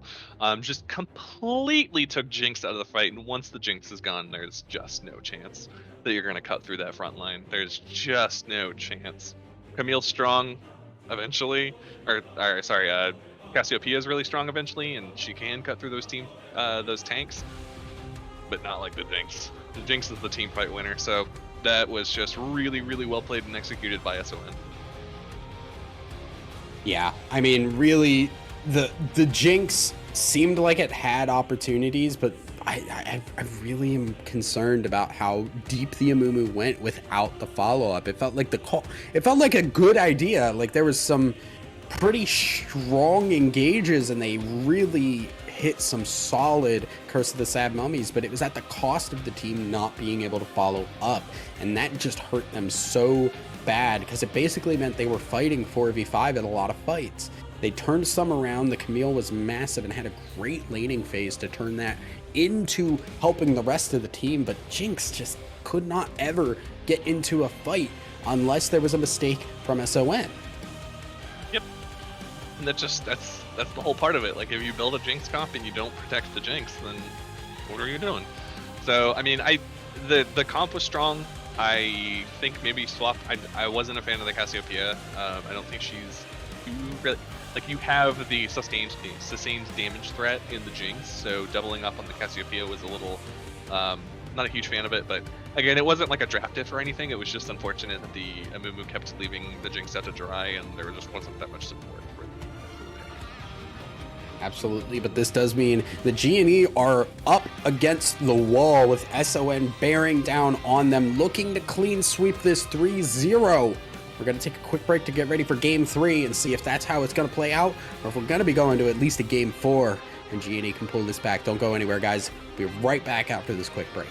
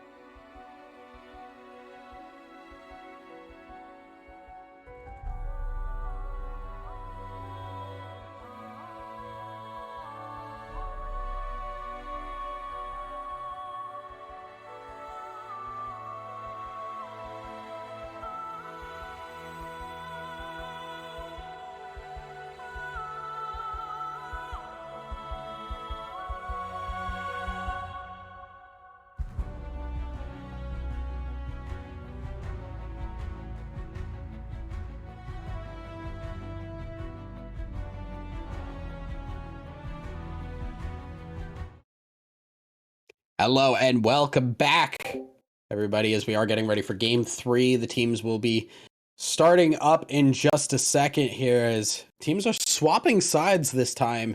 G&E actually taking the blue side and SON on the red side. We'll see if that changes things up in the draft. As you mentioned, Gavin, draft seems to be a little bit of an issue for G&E that they need to figure out. Yeah, it's the bot lane picks I keep just being a little confused of it. I liked the Jinx. Jinx, obviously, if it's up, take it. That's just the way that she is right now. It's the support picks that are kind of throwing me for a bit of a loop. I don't think enchanters are that good. Karma, you almost only ever see paired with Ezreal specifically because they're both really good at poke, and Ezreal can keep himself alive. With that E of his, she basically doesn't really provide any protection for your AD carry beyond the just one shield. She doesn't have any immediate CC to dissuade any kind of engage. So going forward, I think if we're going to see that aggressive of a bot lane coming out from SON, you're going to need to see something that dissuades that. Like that earlier, Tom Kench is kind of the go-to for I'm going to eat my carry and keep her alive, that kind of thing. I also think Thresh would be pretty solid. Doesn't see a ton of play right now, but like again, good peel, good pick, kind of just does everything. So yeah, we'll have to see what that's a Garen.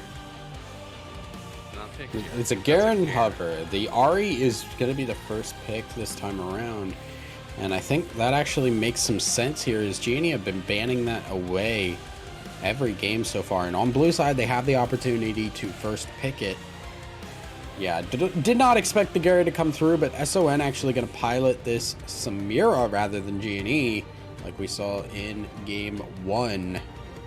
Bard hover? Give me the Bard? Oh, they played with your heart. I know. For those who aren't aware, I am a Bard main. I have so much time on that champion. Alistar is a great pick alongside the Samira. I've been playing a bit of that as well. I'm definitely not surprised to see that one come through. Yep, knock up plus Samira, fun times.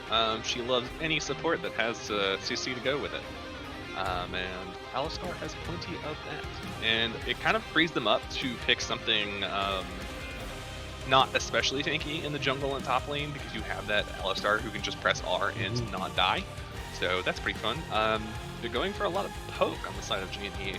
This I like a little bit better. You can completely dissuade Alistar from jumping on you by just spell shielding the Caitlyn, and she's gonna be fine.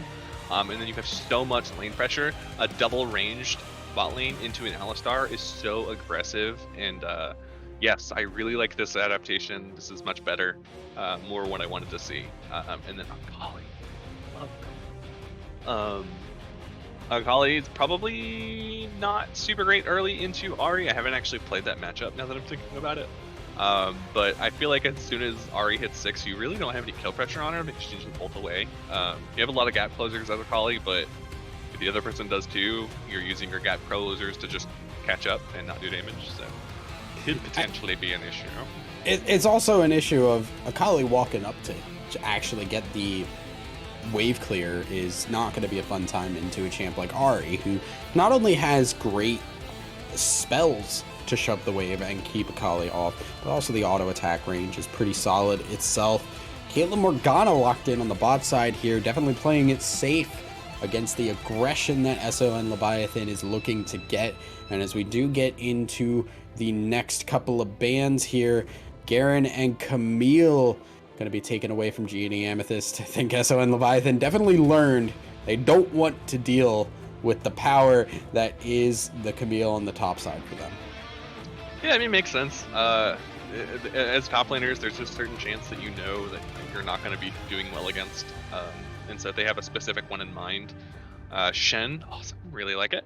Shen's really, really, really good right now. Does completely fine in lane, bullies out a lot of champions, and the changes to his teleport just means that he can follow for free.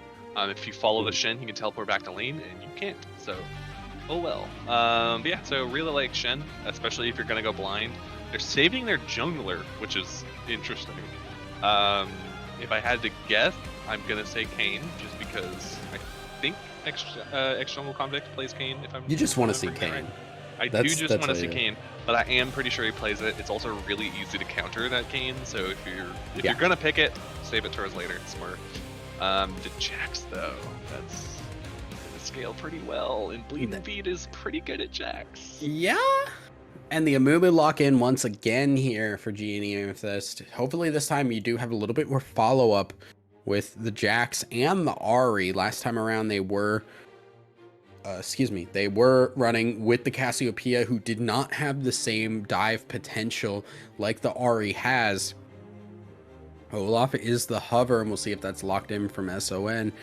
And that will be actually picked up. This honestly gives so much power to this Jax because of how auto attack focused most of these champions are. So much can be dodged out, and Shen really relies on those empowered auto attacks to be able to do the damage that he is known for, and being a duelist in that top lane. Yeah, at the same time, I don't really hate the Olaf pick. I actually kind of like it. Completely cancels out anything Amumu does with the ultimate. As soon as you see the Amumu coming at you, just press R, and there is literally nothing you can do about it. And then I don't think he's been changed yet. I don't think so. But he's still just a really, really strong champion. And you have so much engage with the Alistar Shen. Putting a Shen ult on top of an ulting Olaf who could just walk at the back line, very, very hard to dodge. You just have to walk in the upward direction. But yeah, so should be. I actually don't know who I favor right now. I think the longer the game goes on, maybe G&E can do better. But I mean, SON's macro look has been pretty incredible thus far. So yeah, should be interesting. I'm excited. We'll see how it's going to play out. Apparently the teams needed a bathroom break, so it might be a little bit longer for us to get into the actual draft here. It's very unprofessional. Yeah. Imagine using the bathroom. Unfortunate. Could not be me. Yeah. And yeah, like you said, the big thing here is there's a lot of crowd control that is intended to keep intended to keep people off of the Caitlyn. But Olaf just ignores a lot of that. There is the spell shield to at least keep the Caitlyn alive and make sure that she is going to stay safe and not get hit by those axe slows. But yeah, the potential burst and dive and reset potential here. You have a Shen that can follow with this Akali or this Olaf. You have a Samira that once she does build up those stacks can dive in and basically clean up fights really, really well. I think the biggest thing is, can these side lane pressure here from this Jax, from this Caitlyn, Morgana in lane, if that can be enough to get G&E across the finish line and hopefully get themselves a win to keep themselves alive. Yeah, I'm having trouble figuring out who I think won draft because both teams cancel out what the other one does so hard. Samira can just press W and Morgana can't engage, Mumu can't engage, Ari can't engage, so there's so much that she can block, and then on the other side, Morgana spell shield blocks all of the engage from SON, and as well, Jax can just press E and dodge so much damage. But then on the other side, SON have Olaf who can just ult and be fine. And then like Shen can go towards bot side and maybe make a play there, but like you're leaving then a Jax up top who can just farm and get fed as Jax. So it's going to be really interesting. I kind of hope that this is one of those games where both teams are doing really well. Like, both teams get gold advantages all over the place. Could be interesting. It's going to be fun. It's going to be great. Yeah, and the teams are locking things in. Luckily, this time we are not looking at any kind of weird swaps or weird champions going into roles we couldn't expect. Pretty standard, all things around. What? Ari support, Morgana mid. Boom. Or Morgana jungle, Amumu support. This is the man who wonders why I won't duo with him. I've never wanted that before in my life. I know my goodness. Kindred AMC, let's go. Yep. How'd that work out for us, buddy? Pretty well. It usually worked out pretty well. And then we throw you into the mix, and then... So, I see. The results-based analysis some does come uncomfortable out. truth there. And yeah, I mean, so looking at this from a lane by lane perspective here, obviously Caitlyn Morgana does feel pretty solid into the Samira Alistar. You just stay apart, you make sure the Black Shield is ready, and you keep poking them out. But this mid lane feels like it could go one way or the other here, depending on how this Ahri decides to play things. If the push and poke does not come through, Akali will be able to all in at that level 6 point, no? Yes, but no. I If see. Akali tries to jump in, like you have to dodge the charm first off. And then if you do go in with your ult, like Ari just ults away. Like that's all of that's that. Can't really follow her under tower because you'll just die. So like if you don't have any hard CC from your jungler, which you don't because you have an Olaf jungle, you kind of have to rely on like support roams or top roaming down, which is doable, but also like that's a lot of resources to burn for maybe not even killing the Ari because again she's 3 dashes. Um, it's kind of just like a neutral thing. I like expect the Ari to try to bully Akali off. If she goes like fleet footwork, hopefully that won't happen, but also like I don't know. I give the slight edge to Ari in that matchup. I don't think Akali should be able to kill Ari at all. But we'll have to see. And then in the top lane, again, like I think Shen bullies Jax early, but Jax is Jax, and eventually he's gonna do Jax things. So, this is such a weird draft because I feel like both teams cancel each other's nonsense out. So we'll have to see where they try to allocate their resources. That'll be the big winner in these things is who can correctly identify a weak spot and exploit it by sending people there. So I don't know. I'm basically useless, is what I'm trying to say. Well, we will see as we are going to take a quick break to get ready for game 3 and see if it is going to be the clean sweep or we're going to be going to a game 4 and G&E keep themselves in the fight. Don't go anywhere, guys. We will be right back after this quick break.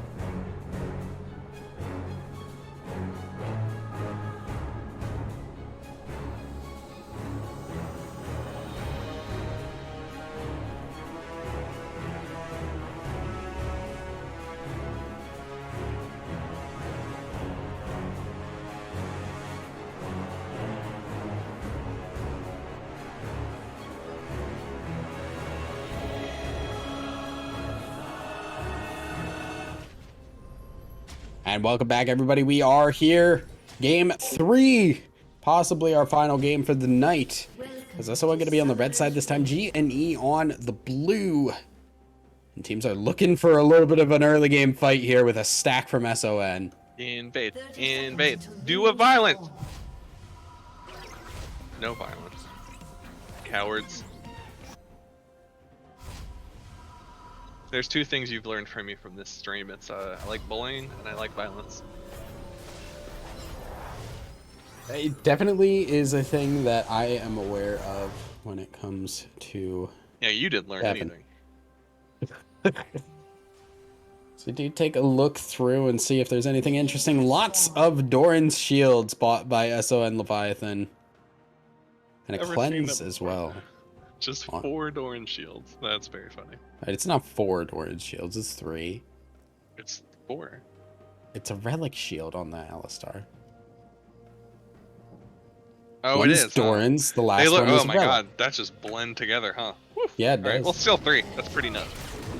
You don't see that all the time, is what I'm trying to say. Or any other time. It's weird. And we don't like weird digging the hole. Well, things are just going to go off without a hitch here. As we are going to get underway. Jackson running the Conqueror this time instead of the Lethal Tempo and just going to abuse how strong that the Counter-Strike is level 1 and get this Shen down pretty low. Yeah, Jax is a champion that exists in this video game, and he's pretty good at it. These are true statements. I've never heard truer statements. Yeah, so true, bestie. So yeah, Akali falling behind on farm is kind of what we're expecting pretty early. Did not go for fleet footwork, which is what I personally go on Akali when I'm trying to play against a ranged champion, because it just helps so much in sustain, dodging skill shots, etc., etc. But wants to go for that late game damage potential. Also shows that she wants to kind of team fight the later this fight goes on. Ooh, good trade, Disciple. Yeah. And Disciple finally starting to turn that one around a little bit. Well, I say finally, like we're not 2.5 minutes into the game. It has been years since I've seen. I just was not expecting it, I guess is more the point I was trying to make is, are you going to keep this mid-wave shoved in? And that's a really helpful thing for this Amumu who does want to have that protection for the early game clear. Yep, both junglers going for a full clear if Amumu goes towards these Krugs later is a little bit slower at clearing than Olaf, which makes sense. Olaf has 2 axes and Amumu has no axes, and that's the big change. And still has time to gank. Yeah. Ooh, boy. Bleed and Feed does go for the jump onto X-Jungle Convict, trying to get away. They're going for the dive now as Bleed and Feed got to turn that one around and actually will die first, but it is the turnaround picked up there. And now fight on the bot side. Sinister Phoenix gonna get the black shield to survive, and a guy says, you know what? I'm gonna go in. There's no exhaust now on this macro beat, or on this Ivern. Could maybe turn that around. No. Bandage toss mistimed, and unfortunately a failed gank for G and E. Swing and a miss, unfortunately. But yeah, really smart, really good dive, honestly. I actually really like that, even though they took a kill in a trade. Okay, cool. Nobody's died. But yeah, so they took the kill in the trade, but crucially, they got first blood onto Shen before Olaf died to the tower that they knew was going to happen. Because he started walking away immediately, and Shen does have pretty decent damage. So yeah, good trade, good dive. It's not often that you see a Shen dive a Jax level 3 and it work out as well. Yeah, good start for SOM, but it is still a kill that is going over to this Jax, who's got the Sheen early. Early power spikes from this Jax are kind of scary. As game has frozen for me. I'm not sure if that is the same for you guys. All right, I'm gonna assume that we are just there. We go. These things are gone. Yeah, no, that tracks. We have been told there was a pause. And we're live. Yeah, whenever there's a pause, there's a weird bug that freezes the game. Spectator is not a thing that is ever really fixed. As X-Jungle Convict tanking, Gromp is using the help from the Amumu, helps pick up the kill. X-Jungle Convict actually picks that one up, and now that is a 2-1 Jax at 5 minutes. Yeah, that's not what you want to see. External Convict has been doing these invades and all series long. It's just this is the first one where he's gotten punished on it because smartly Genie have set up vision because you even if you don't see them doing the invades, you know it happens because as the jungler you're going to your camps like, ooh, can't wait to kill these chickens. Oh no, they're dead. So recognizing he has a pattern, he likes to invade early, and Olaf does clear very well, so intuitive to recognize like, okay, yeah, he's gonna keep doing it. Yeah, that's about how this lane goes. Yeah, now Bleed Feed hits the level 6 mark. This does mean Jax can trade really well into the Shen, but now has to be worried about the Olaf gank potential. Is now Jungle Convict not going to hit the first axe. Here comes the second, looking for it. Will hit that, but the minion wave will get Bleed and Feed out safely. Nothing doing for this Jax to die in the top side. Yep, not particularly violent game except in the top side. Olaf a little bit volatile going for good thus far. But yeah, like I said, both mid lane and bot lane both just kind of cancel each other out in terms of what they want to do. So really don't expect any kills coming out from them. If Alistar tries to engage, you get the spell shield. Morgana tries to engage, you got the Samira W. There's really no chance that either of these teams go full tilt. Assume everything is normal. So yeah, just kind of a stalemate in both sides of the map. Olaf starting to head towards the dragon. I don't know if they're going to try to push bot lane in to get priority and then rotate them up to get the dragon. Would be a smart thing to do, but also probably fine to just chill for a while. You do scale fine. Yeah, bot side gonna get a little bit of a fight though. Sharpotter having to use the black shield on himself as a guy now has come in to help with the fight, and that is gonna be Sharpotter picking up the kill on the bot side. Bandage toss does not hit, but it is still a 1-for-0 in favor of G&E. 3-1 so far in this game. Yeah, they've cracked it. Give an engage support. Don't play enchanters in the bot lane. Pick champions that do murder well, is what I'm saying.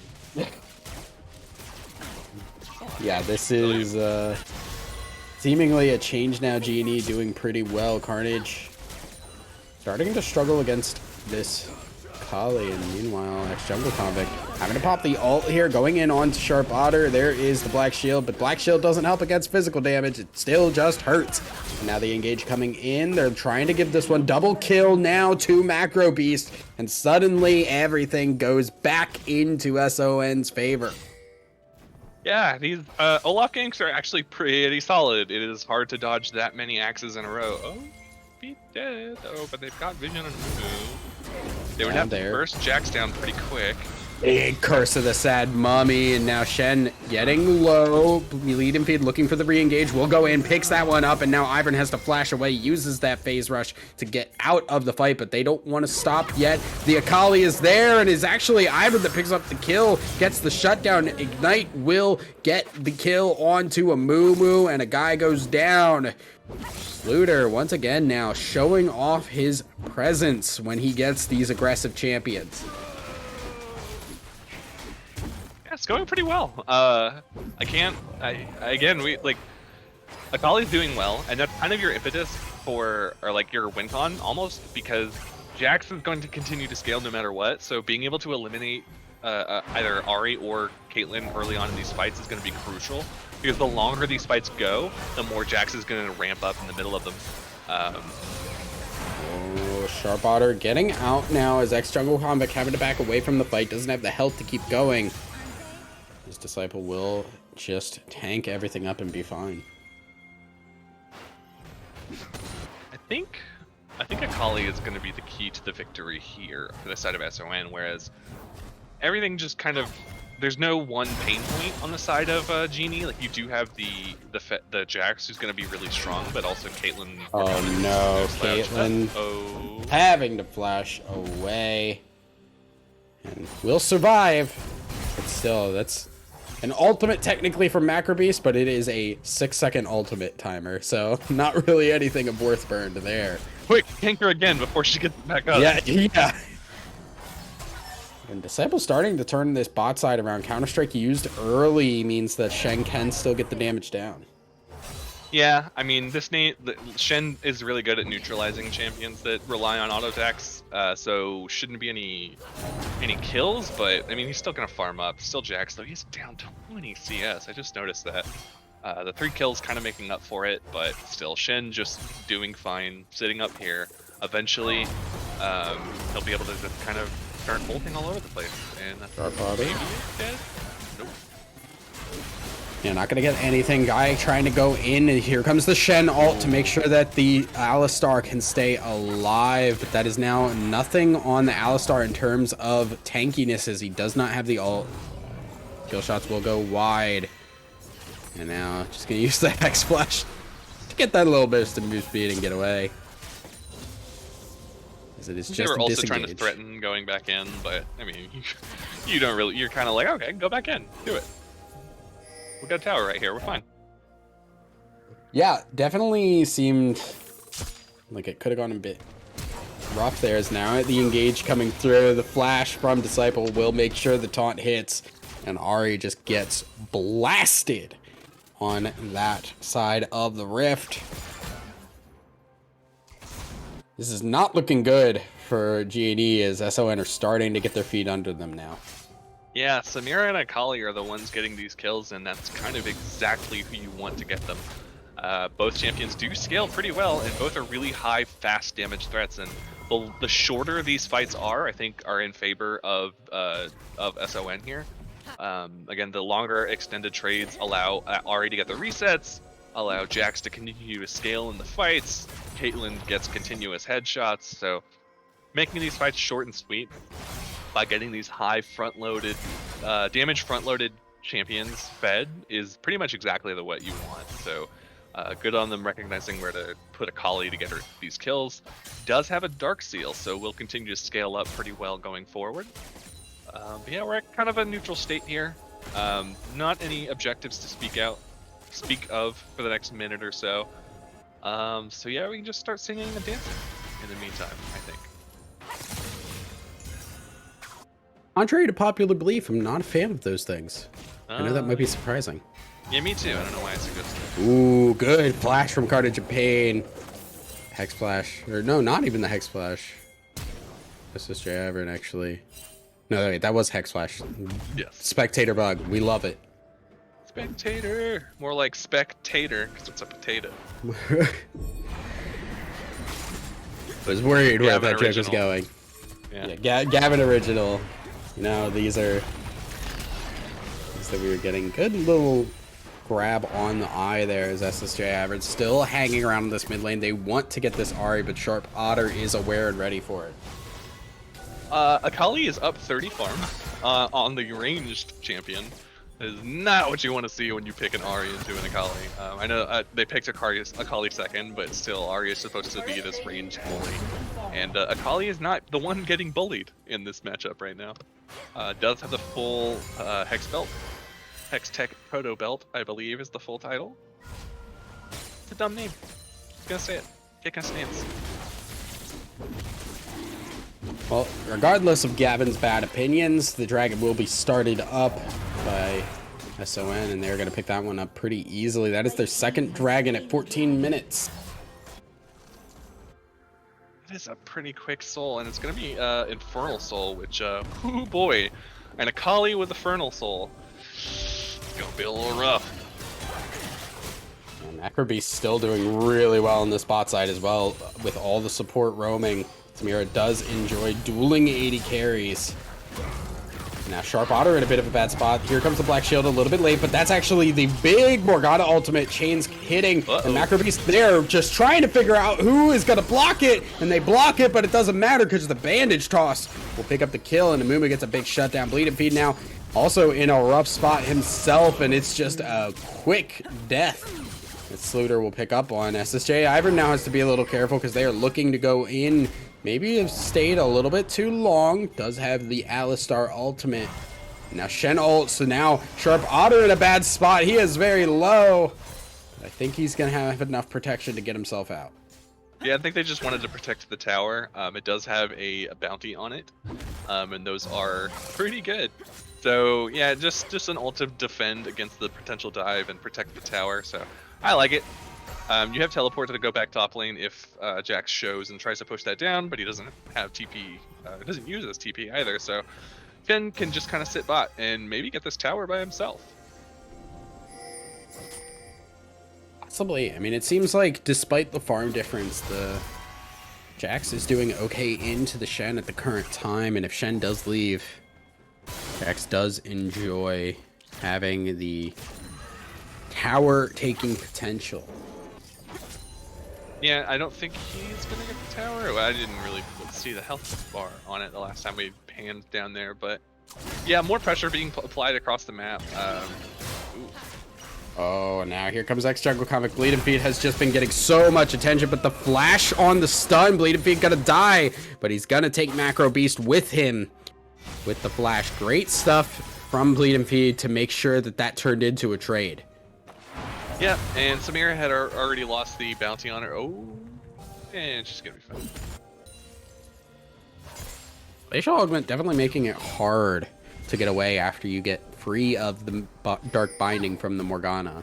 So I can see why that is working out for them. And you can see also Sharp Otter rushing for that Zhonya's ASAP. Knows what is important. Ivern not hitting the Hex Flash, so will just be Carnage of Pig staying alive pretty safely here. Sudden cow over the wall is never what you want to see. I would prefer sudden beef. Can you imagine just standing in front of a wall and boom, there's some beef. Enjoy. Free barbecue for you. Barbecue is pretty good. I could go for some barbecue. I love barbecue. Should get barbecue later. Listen, there's not much happening in this game right now. Nobody's really pressing on objectives. Like there's these little tiny skirmishes. Nothing to keep Gavin's ADHD brain focused on the game. Be entertained. Yeah, Sharp Otter is going to do his best to do so, as Macro Beast will pick up easy pick onto Sharp Otter, and Carnage of Pain has to burn the ultimates just to get away. Yep, they're gonna get this Herald, and this should be going mid lane, opening that up and allowing your because they're doing so well about making these pockets of vision where that Genie just cannot walk into because boom, I call it, you're dead. So taking this mid tower with the help of the Herald is going to be really instrumental in opening up the map, letting them to do that more consistently, which is their avenue to victory right now. Yeah, they don't even need it. So now they could potentially, if they get a good team fight, they could use this to open up the inhibitor, which at 18 minutes into the game is going to be pretty brutal on the side of G&E. Oh, Disciple has to burn the flash, so no taunt flash available for the next couple of minutes. And this dragon is going to be spawning soon. Sluter looking to go in. Sharp Otter had to burn the black shield already. Ivern getting the knockup onto Carnage of Pain. But there is a charm that is going to come through. No ultimate for this Alistar. Shen ult will keep him alive. But that's a lot of cooldowns burned. Sharp Otter going in and using the... Not using the ult rather, but will use the Zhonya's. Disciple's going to dive in, get the taunt on to Carnage of Pain, who will go down. Macro Beast is low. Will not die to the ace in the hole. And overall, it is a 2-for-1 in favor of G&E, but they do not have their mid laner for this next fight. Yeah, I mean, but Akali's pushing the Herald mid lane. I do think the call out was right. Like, the longer these fights go on, the worse it is for SON. They are very front-loaded damage. Oh my. That was a decision that was made by Sluter. I mean, he could have killed him if he used his ult there. He did not. We'll get the tower. Yeah, free tower. It's all going to Akali, who is very big. I think going towards Death Cap second, potentially. Has the 2 stacks on the Dark Seal. Is going to continue being strong. A huge damage threat. Oh, here comes the ultimate Sluter using the first part of it, and we'll just use the second part to get the kill. Bleeding Feet also trying desperately to keep himself alive, but it will be Ragnarok that takes him down. Now here comes the kill from Macro Beast. Sharp Otter once again getting caught out for another kill. And the Akali and the Samira are getting the kills that they need.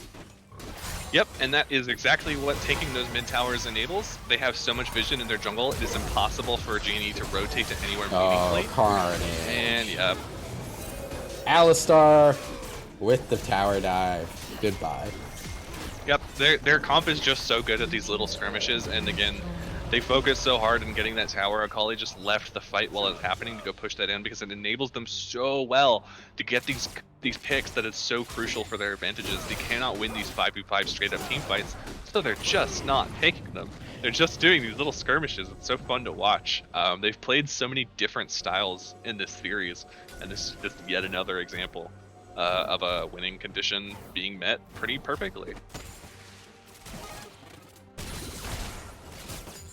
Yeah, the times that we have seen G&E get some wins, it has been through getting people that haven't been as important, right? The Akali hasn't died, but Shen, Alistar, Olaf even, they've been the deaths. But this Akali has stayed alive. Samira also, for what it's worth, has pretty low deaths for an AD carry that needs to go in. Yep, and again, it's like your entire engage onto Samira is either a Mumu going in, which can be blocked by her W, or binding coming from Morgana, which can be blocked by the W. Not to mention all the body blocking with the Olaf and the Shen and the Alistar that do not mind getting snared like that because they're just a big beefcake. Great, love it. Very good time as an AD carry in a mid laner. You have such a big front line, it enables you to just do all these stupid things that you should not be allowed to get away with. But yeah, so again, they're just doing really well. They have this pick comp, they're executing it perfectly. There's basically no weak point on their team right now. Even the Alistar is just keeping them away while they do Baron. Yeah, Baron pretty easily picked up, and the Black Shield will get a guy out, but still another win for SON, who have looked nothing but dominant this series. Yep, and yeah, even in the games that they were, like the game that they were kind of close in, like it was just because they kind of started playing a little loose and being a little goofy with it. But this game they have an advantage, they're sort of pressing it down. There's really no avenue back into this game outside of forcing a team fight, and you just lost Baron, which is the biggest impetus for a team fight. Here comes Sharp Otter going down again. Sluter with the pinch, helping to confirm that one. And that is still tempo, just massively going to SON over and over again. Yep, and they have so many towers. It's just you cannot step forward or you will get caught out, period. But that also means you can't farm, which is how you get back into the game. I mean, Caitlyn is pretty strong in the late game, but she does have a big trough in the mid game where she kind of gets outpaced by some of these other AD carries, and Samira is one of those. Her damage is nuts once she gets a few items. She has lifeline on Oh my goodness, there is the engaged Macro Beast. Being a Macro Beast, but will go down now as they may have gone a little bit too deep here. They don't have the Akali or the Olaf. It's just the tanks, and Bleed and Feed is all but happy here to take that tank fight on. They're gonna get in onto Sharp Otter, who will go in. Fluter now trying to fight his way out using that smoke screen to keep himself alive. Guy will fall as well. So overall, oh no, is he gonna go for it? Sluter, he's holding on to it. He's waiting. He will not do it, and will just back away. But all in all, that was the best we had seen from G&E for a bit here, and they still ended up losing out on it. Yeah, and again, it was just because SON got real hyphy and dived 5 people with 3. So I mean, and there weren't any huge shutdowns that got tossed over to the side of Genie. So I mean, Jax has finished his death dance, but I mean that's not going to be the end of the world. He's not really at the point that we know and love for Jax, where he just runs over an entire team. Yeah, and we're one dragon away from an Infernal Soul, which is just huge on top of Akali. Especially also on Samira too, because getting those kills means resets. Yeah, it's looking a little rough, but Samira did burn through cleanse in that last fight, so That is a big tool that's going to be out. Has potential to be caught out this next fight coming through. Yeah, and we do see Blade and Feed still trying to split push here, but it's just not working. Disciple is too tanky, has the level advantage, has the item advantage, and they're still not even able. Wow, the TP out as the collapse did come in. Heads up play, but still, it is just constant back foot play from GNE. Yeah, I mean, yeah, if you've got a Fed Akali on their team, you kind of just have to play on the back foot the rest of the game. 9 stacks on the Medjais, has the Zonyas, or stopwatch at least, to go Shadow Flame. So, yeah, such a damage threat. It's so hard to deal with this level 15 Akali that is so strong. And the only real peel that they have is the Morgana, which is substantial, but like that shield gets knocked away by a single Akali Q. So, yeah, it's looking a little rough. I really don't see an avenue back into this game unless SON dive really hard. And I'm talking all the way to the Nexus, so should be them just pushing this in. Yep. Oh well. Ivern gonna back away here and still be fine. But the wave clear is still keeping these inhibitors alive. The game is still being stalled out pretty successfully by GNE. And these even trades, all in all, mean that the Baron did not do anything. The Dragon gonna be spawning in 3 minutes. We're gonna be waiting for a bit to see anything of worth happen, I feel. As these teams want to just wait. Yeah, Baron's up in about a minute, so that's kind of the impetus for them to go out inside of their base, look for a fight. So it's gonna be the deciding factor one way or the other. Like SON haven't lost a single tower right now. That is a little rough. So that is pretty much going to be their only avenue back to into the game, and even then, it's not like you win the game off it. You're going to get some gold off it. That's your absolute best case scenario, is you get a little bit of gold off of a successful fight and then a Baron turn. Leading a little caught out here. Yeah, I mean this is a death almost assuredly. Disciple gets onto him, but will actually wait. Bleed and Feed still buying a lot of time. Flash from Disciple, but he's got friends now. Here comes a guy. He's gonna go in looking for the curse of the Sad Mummy. There it is. Bleed and Feed now getting help from the rest of the team, as Rackerbeast actually gonna take a lot of damage from this Caitlyn, but it doesn't matter. They still don't have the damage. They don't have the tankiness. They don't have the items.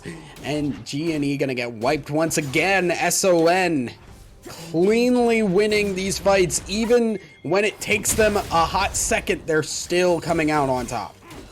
Yeah, that was about as good of a fight as you could hope for on the side of GNE, and they still didn't drop a single person. So, yep, I think this is just going to be pushing in, and the game, death timer's long enough, you got enough damage. Yeah, so really well played by SON. They picked super aggressive comp this game as opposed to last game, and still managed to come out ahead through just some really good Akali play. It's 13 stacks on the Medjais, hasn't died yet, probably won't die before this game is over. Oh, he's got to be a little careful now. Going in, does get the ult kills there, and Acrobeast will pick that one up, and it is the end of the game, end of the series. A 3-0 sweep in what seemed to be pretty dominant fashion for SON. GNE did put up a fight. They had a couple of points in these games where they were very much in the run of it, but at the end of the day, not enough.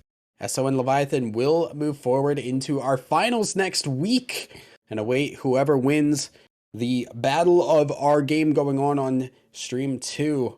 Really solid stuff here from SON Leviathan. I think it's clear why they're the #1 seed, and I think it puts a bit of fear into the other team's hearts here going into the next week. Yeah, it's hard too, because like, who do you ban out? Like at different stages in this series, it was multiple people doing really well. Macro Beast had a pretty insane game on Swain. Um, had a pretty insane game on Samira this game too, but like just a lot of different carry potential across the board on the side of SON, and a lot of damage threats, a lot of carry potential, a lot of people willing to say, all right, well, I'm not going to win this lane, but I'll win us this game. And like the Shen eventually just kind of just became a brick wall that was impossible to get through. So yeah, really well played and breadth of strategy from them. It's indicating like Like there's no one style that they play that you just have to figure out. They're a really well-rounded team that can just do whatever they want. So yeah, looking forward to next week. Yeah, I mean, next week should be an incredible matchup. Genie, unfortunately, going to go home after this game, but I think they still do have a season to be proud of, making semifinals and also being a strong enough threat to be be able to go toe to toe with SON and at least put up a fight. Well, it was a clean sweep. It was not exactly clean games from SON, and hopefully that means whoever is going to be playing it up against them can take these games and figure out what they can actually do to punish. Because I think it was very clear that their top lane did not do terribly great. Now, like you said, it was picking for the losing lane, but at the same time, this Jax was starting to become threatening, had some outplays. The Camille was massive in game two. Overall, it seems like there are some weak points in the armor here that other teams could take advantage of.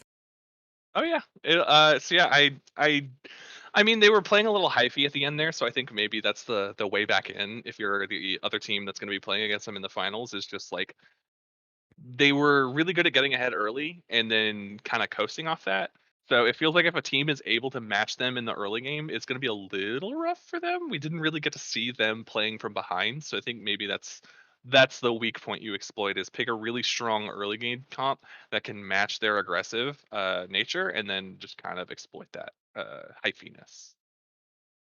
Yeah, well, that is going to be it for us today, as we will sign off after the 3-0. Congrats once again to SON. We will see you guys next week. We will see SON next week for our finals. Everybody get ready for it. It should be hype and exciting. And we will see you. Thanks once again as well to our streamer, Squid Fam. Good lord, get Quit me fam. out. I'm gonna.